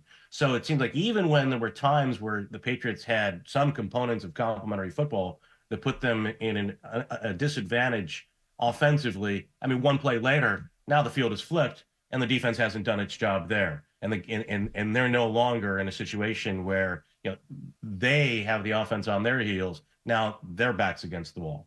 Yeah, I mean, you mentioned the 59-yard run, which was unfortunate. Now, Marcus Jones got the interception on that same drive, but that was a bit of a gift. I mean, good for him for making the play, but you look at the plays that they actually made defensively yesterday, and there weren't a lot. There were a couple that were almost gifted to them, and I had 2 different points in the game yesterday, Bob, where I thought, all right, we got a ball game here. We got a 2-score game. As long as they can oh, no, there it goes. Mm-hmm. There goes a long reception down the sideline. Yeah. There's something where, it's sometimes it's the result of a missed tackle. Sometimes it's a blown coverage. Sometimes they just don't look engaged. And it's such a stark difference from how they looked week 1 when the defense looked like this was going to be how they were going to win that handful of games this year. Nobody had them chalked up for winning 8 or 9, but if they were going to win 6, 7 games, the defense was going to keep them in games to the point where if you went out there and scored 14, 17 points, you'd have a chance to win. I don't feel that way anymore. Yeah, Hardy, I think I can't disagree with you, and I think the thing about yesterday too is that underscores what a complete offense can do. Against even a good defense, let alone a defense that isn't what it was and is nowhere near a good defense right now. I think overall, when you look at the receivers, even without Nico Collins, when you look at a back like Mixon and some of the other backs that they have, and then of course a quarterback like Stroud and a legit, front line offensive line, and I just think that for the Patriots, the previous week, they were better defensively most of the game against Miami, especially on third down. The Dolphins were 2 for 11. But, was that a commentary on their play as much as it was a commentary on the Dolphins' play? And I think going forward, the defense, it's going to be hard for them to get healthier considering the number of key players they've lost. But that's, that's immaterial at this point. They're going to continue to see, maybe not in Jacksonville, but down the road, they're going to continue to see better teams, better offenses. and they've got to find a way to try to shore things up. And yesterday, again, you got a guy, Christian Ellis, who is out there at linebacker, and the first couple of games was only a special teamer. And you've got, Keon White, who did get some pressure on the quarterback yesterday, but not making the kind of plays that he did in the first 2 weeks. It's interesting. I would think to find out, like, what are teams doing differently with him? Is it just about they're scheming it up, or is it just the overall functioning of the defense? So, I mean, there's a lot of problems on this football team right now, and I don't know how many of them are really fixable. At this point, in terms of, you got a short week at home, you got to go to Jacksonville, but they got to figure out a way to at least patch things up enough to win on Sunday against Jacksonville, a very winnable game, come back at home and have a chance against the Jets. Well, you brought it up. I mean, they're going to London this coming Sunday, and I'm looking at the spread here. It's shocking to me. Jacksonville's favored by 5.5 points, but this is certainly a winnable game despite all of the problems the Patriots have. No question, John. But Jacksonville settled there now. I mean, they had a close game yesterday, and they've had some close games. I mean, Jacksonville was right there with Houston. So as poorly as they've played, I mean, they probably feel pretty good about their chances this Sunday. That this is a game we should win. I think kind of the way the Patriots felt about Miami coming in to Foxborough 2 weeks ago. So for the Pats in this game, after traveling, and granted they will be able to practice in London on Friday, but in terms of the unrest, you've got to practice on Thursday here and then travel. You've got the time adjustment. The Jaguars are going to be settled now with consecutive games there. They don't have to deal with that this week. And, for the Patriots, as we've talked about, there's a lot of things. There were certainly some bright spots. Without question, I think there's a sense of possibility now with Drake May at quarterback. But there's so many different things they have to address and turn around. And it's kind of tough to do that, if not really tough to do that in a week like this, where you've got to, pack up, go across the Atlantic Ocean, and then, play a game after, your routine has been disrupted against a team that's settled there and a team that still has some talent. They're not devoid of talent in Jacksonville. I think that, the Patriots right now, you look at the offensive line, 6 different combination in as many games the other day with a center who did a pretty good job, but a center who came in on Thursday. He had really a couple of practices and a crash course in preparing for the offense, and he was making the line calls and running the offensive line on Sunday against the Texans. Yeah, I mean, Bruschi was talking about this yesterday. He thinks that Jacksonville having to be there for a week is a disadvantage for them. He says that it's more time away from home and more time like being off schedule. So we'll see. Yeah, I mean, he would know he played, but like, how many teams want to play back-to-back games on the West Coast so that they can have that week of practicing as opposed to travel? Yeah, and granted, the Patriots aren't traveling back and forth, but they're just traveling there once. But I don't know. I would think for Jacksonville, there is an advantage there because they have time to get acclimated, and the Patriots are going to again travel where they're not going to sleep or just get a little bit of sleep on the plane, and then have to prepare for the game, within 48 hours. Yeah, they drive on the wrong side of the road there too, so maybe you get hit by a car. That's the problem. Somebody pay attention. I mean, that's going to take at least a couple days to get used to. Plus those double-decker buses. Oof. Yeah, I got to watch my step coming off the curb. Hopefully they have the warnings on the sidewalks and on the street, so that when I know, like when I'm stepping off the curb, that I need to be looking to my right, I guess, as opposed to my left. Well, yeah, and listen, if you're talking to someone and they mention cigarettes, but they don't call them cigarettes, don't fret. That's just the way they say it there. I'll just say no, Fred. I'll just say no. Yeah, Bobby, you and I both know we ain't big tobacco here, but they call it a name that not gonna fly here. All right, Bobby. All right. So don't come back and pick that up. Come on the air and get yourself in trouble. I'd be more worried about Zoe. I just hope there's, yeah. Well, I've traveled with Zoe internationally, and yes, there's a lot to be worried about there. Tell us the Mexico story again, please, Bob. Bob, he just wanted you. That's all. I mean, Bob, who can blame him? All right, Bob Socci, voice of the Patriots, another excellent job yesterday. Congratulations on getting the call of hopefully the quarterback of the Patriots for the next decade or so. Bob, thank you so much for the time. We appreciate it. Guys, thanks a lot. Appreciate it. There you go. See you, Bob. Yeah, the story of Zoe in Mexico. Did he ever tell that on the air? in bits. You know what? Maybe he could favor us with that today. Well, maybe do a crossover. I like that. I like that idea. Yeah. Because I don't know. City. I don't know how much he's willing to tell. It has to do with a trip to the pharmacia, which he has told on the air.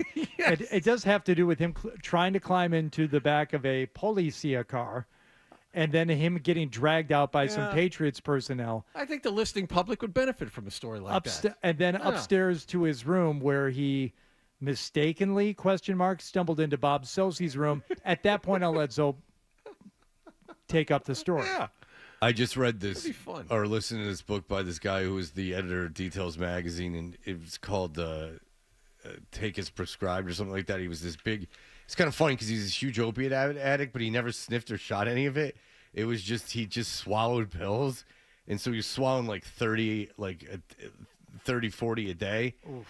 And he would find excuses to go to L.A. so he could drive down to Tijuana, and he knew these pharmacias where they're obviously not allowed to do it, but they would take you in back, and you could get a bottle of like Vicodin. Like when I say a bottle, I mean like a protein powder jug of Vicodin that was still sealed. Yeah. Oh, like 1,000. Wow. And so and he put them in the back of his car and try to make it through customs. But those I mean, you got to go. If I ever went to Mexico, I go to the pharmacy to see what's legal. If you're just laying around, I mean, I would at least be curious. You know, you have to have a curiosity. You have to embrace the culture. Sure, it's rude not to. Exactly. Plus, in Europe, I heard the pharmacy is, because I've been listening to a lot of these books as I have to walk the dog a lot. Pharmacy is not good. The pharmacy is not good for that for addicts in England. In Paris, very difficult to get them to give you narcotics. Good to know. So just keep that in mind if you ever get a big fentanyl addiction or something.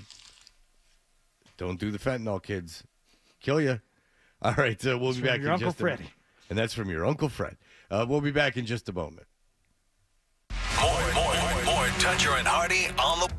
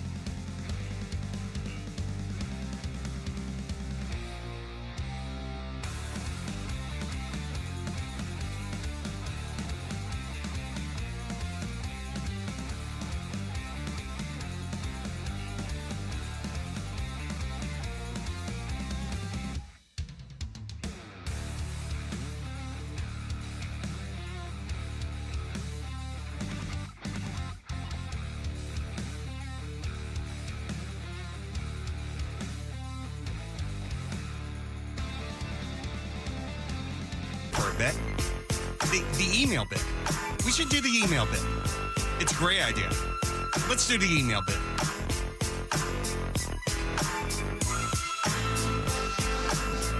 Hey, we're Toucher and Hardy.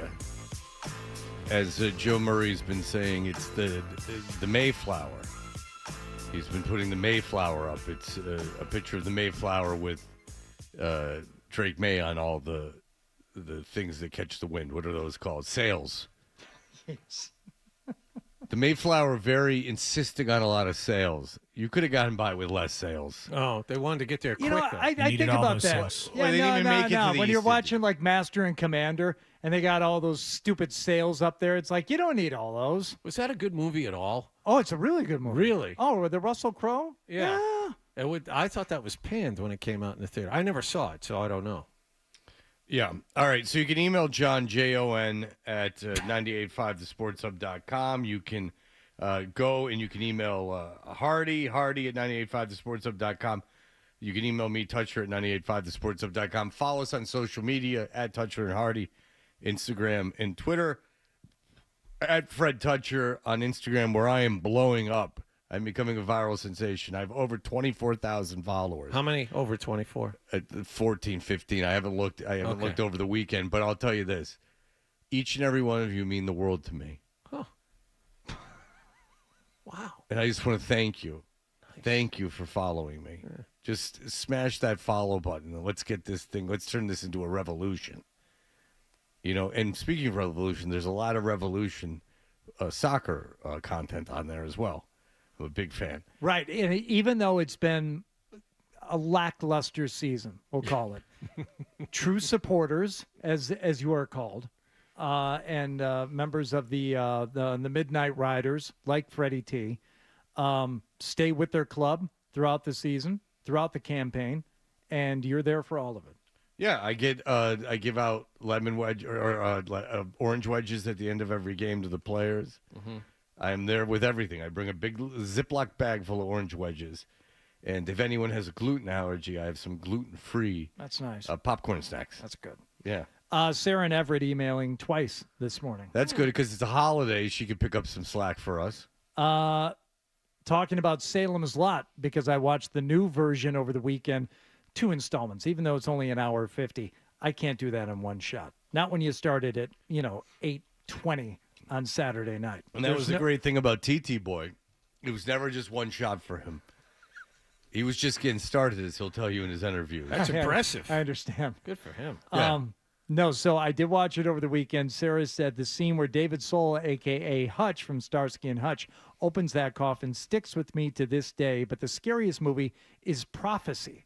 Everyone remember Prophecy? Christopher Walken. 1979. Not only a frightening camping scene to open the movie, but it also dealt with indigenous people being poisoned by the logging company, causing wildlife to mutate. That's right. It was the bear. It was the prophecy. I'm bear. thinking of a different movie. I apologize. No. You're thinking of that. Wasn't Eric Stoltz on that one too? Yeah. No, this That was a different 90s prophecy. movie. Now Yeah, there's a bear. Whatever the film strip they were showing is what he saw. Somebody did say to 12 in an email that there is a library version of a thing called Canopy. Ask Adam at 12 if he has Canopy with a K. It's a streaming service through the library, but you can only watch a certain amount a month per library card. Only reason I know of it, my wife is a librarian. That's from Bruce. Excellent.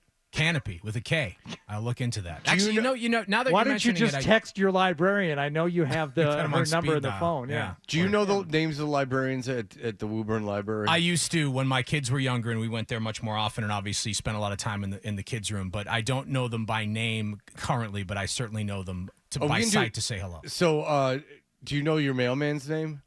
No, because the mail service has changed. There's like a rotation of mail carriers now. It's different than it used to be. Have you ever spoken to the people that remove your garbage? Yes. Okay, because Hardy's a big proponent of that. He likes talking to the mailman. Yep. He will anticipate. Stevie doesn't have time for the chit chat. Now, Reno and Joey both are busy guys, but they also really enjoy spending time with my dog. So I used to. Those are the garbage men, right?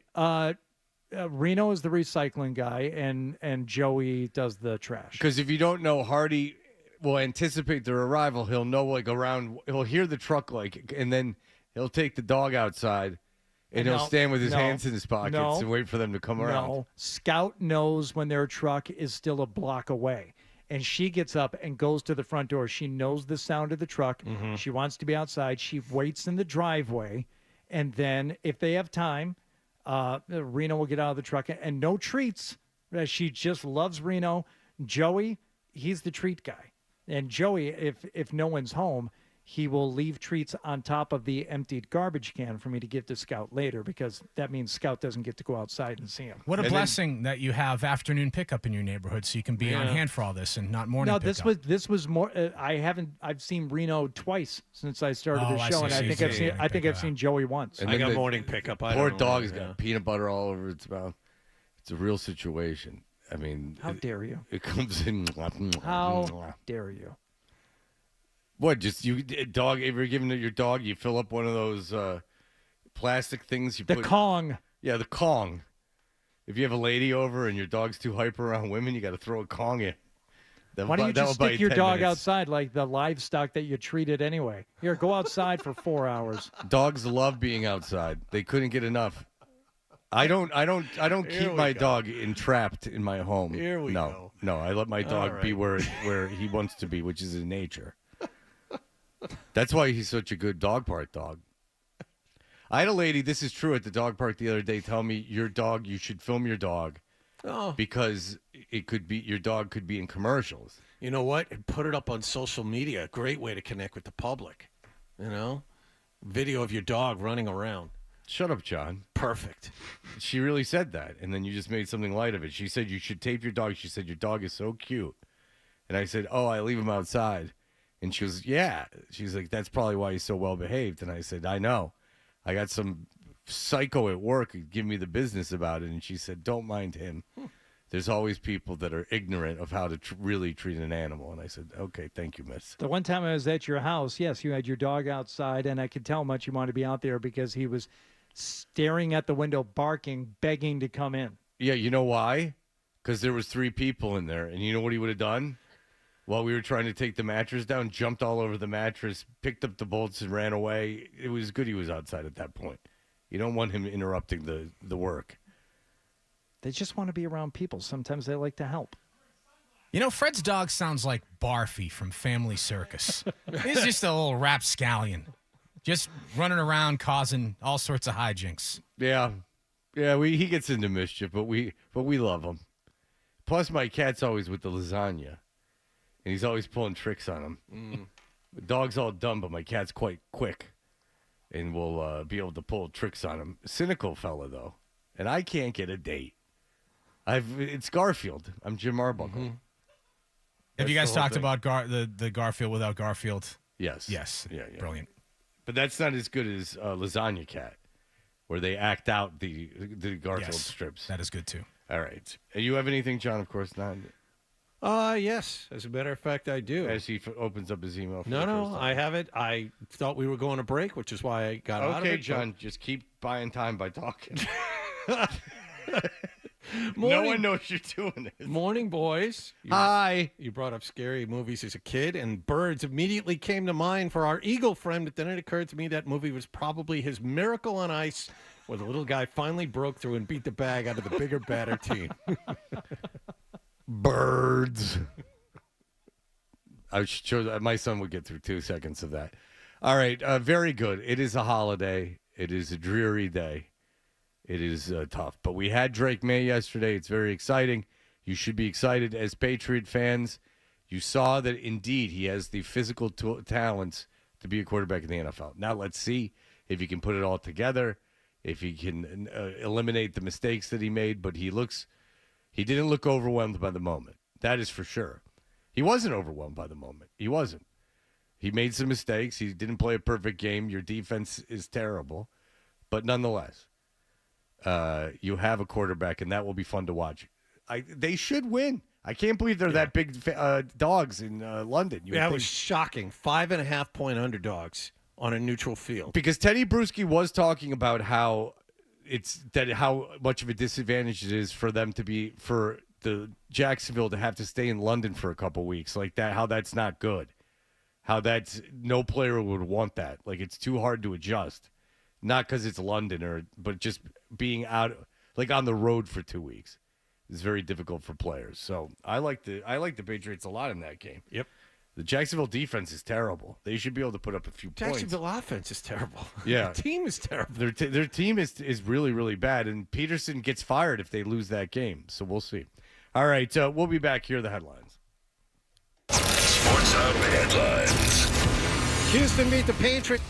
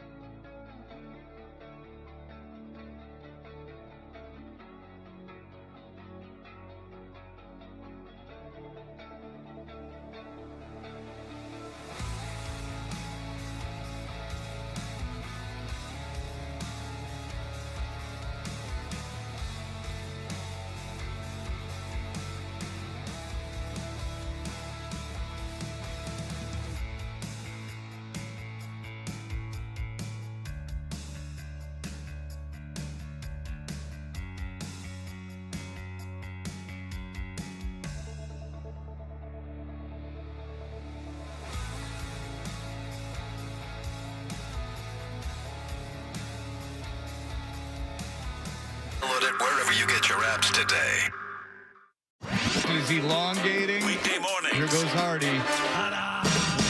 Toucher and Hardy. I no longer love things. Let's go. Let's ride. 98.5. Like, let's roll the dice. Sports Hub. We know what you're thinking. What could I possibly have missed from the show? It's time for The Stack on Toucher and Hardy. You know that's true. The Stack is brought to you by D'Angelo Grilled Sandwiches. Have lunch with a legend this week. D'Angelo's legendary number 9 sandwich, grilled sirloin on chicken smothered, grilled sirloin or chicken, smothered in onions, peppers, mushrooms, and American cheese, only at D'Angelo. We're also brought to you by FanDuel Sportsbook. Make every moment more with FanDuel. What's going on, Hardy? Thought I forgot, didn't you? 12. Hey guys, today I want to show you all an exercise. This is the 3 thumbs. 3 thumbs, 1 bum. We all have to come up with a thumbs up player from yesterday's game, and then all decide who the bum is from the Patriots' loss to the Houston Texans.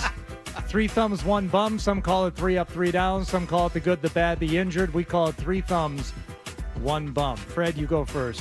Oh, thanks, because I'm the one who didn't know this was happening. I didn't know it was happening. Oh, you didn't? No. All right, so I give 2 thumbs up and then 1 thumb down? No, you just have to one thumb. We come up with 1 thumb each. That's 3 thumbs. And then we decide on a bum. Then we so I give collaborate a on the positive? bum. You know what? We've been doing this for weeks now. Don't make me explain it to you again. It's a very simple Just yes or no. exercise. Do I pick a positive guy? You want me to say the name of Drake May? Very good. Wallach. Demario Douglas catch and run for a touchdown. Looked real good yesterday. No, Booty was better, but I'm going to go Hunter Henry, more consistently available, and it didn't feel like an anomaly. So there we go. 3 offensive players for our 3 thumbs. Who's the 1 bum? Can we do a collective bum and just say defense? Sure. The whole defensive coaching staff. Yeah. Boo. Boo. There you go. Heads. See, that wasn't so bad. Boo heads. Y'all 3, you want me to do? I'm going to need more fingers and toes. I'm going to do the Red Sox. No, we're not doing that. If I'm going to do the Red Sox, I'm going to need 14 thumbs to point down to where the devil lives. I understand. Hell. Right. Because John Henry's going to hell for billionaires that can't be bothered. Was it Adam 12 yesterday, or was it Ryan that was obsessed with Jim Harbaugh leaving the sideline? That was both of us, but I was pulling for diarrhea. But Why don't you explain yourself? Ryan found it first. Yeah, though, Ryan found the audio. Yeah. Okay, so or the story, I should say. The story was Jim Harbaugh left the sideline. He went in the blue tent first, so you know it wasn't Right. Because he went right to the blue tent. Which should have been your first tip-off, Ryan, that this was not a RIA. Yeah, Jesus, issue. Ryan. You don't go do RIA in the blue tent. Oh, Adam can't figure out how to turn that mic. What do you think? He can't. That mic don't work. Go ahead and talk into that other microphone. There, Ryan. Go ahead. I think he came back wearing a different set of pants, didn't he? Oh, he did? Okay, because players have taken dumps on the sidelines just covering themselves with a towel. That has happened. You can see video of it.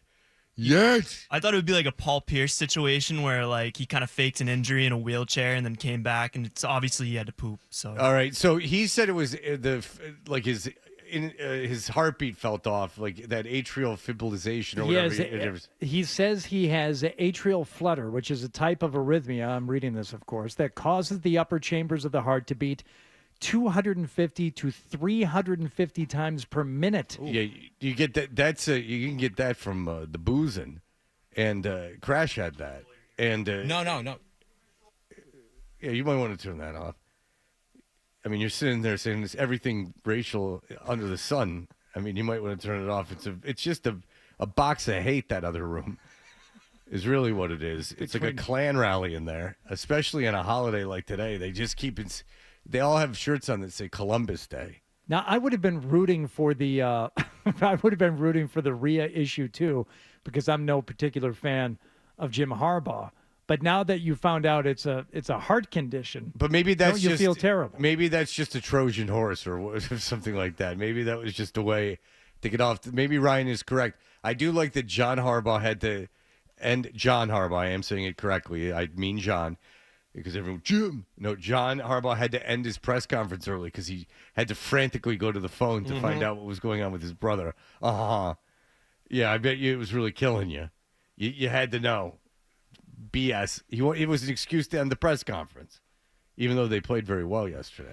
Nick Sirianni, by the way, at some point during his press conference, and we were listening to some of it earlier when we were going around the NFL, he brought his kid up there with him. Oh, good. Yes. Which Ben Volen, of all people, saying that's a Bush League move by Sirianni to bring his kid to the podium while he's under fire for bad play. My God. And acting like a maniac on the sideline. Kids are not human shields. Yeah. Well, speak for yourself. I mean, if it ever goes down, Milo, you step in front of me. Oh, no, you got to do your daughter. They're less inclined to injure. They might still injure Milo. Milo's a big, tough kid. Oh, is he ever? Put the little girl out there in front. Scott Zolak, hi. Milo started wearing leather jackets and going up to the mirror and realizing he doesn't even have to comb his hair. Yeah, right on. So, What you doing? Chicken stands. What's going on? How much of the Mexico story have you shared on the air publicly? We know. Like 30%. Okay, that's why I thought we stopped short. Yeah, we're not. We stopped short. Yeah. Okay. All right. I said that's Zoe's story to tell. I mean, they said, hey, don't go to this area. I went that area. There was a street fair going on, and it was like 87 degrees. And I heard this chopping going on. There was like all these tents up, and I was going to buy trinkets for the kids. And there was this woman, this big, heavy woman with one of those butcher things, big knives. Yeah.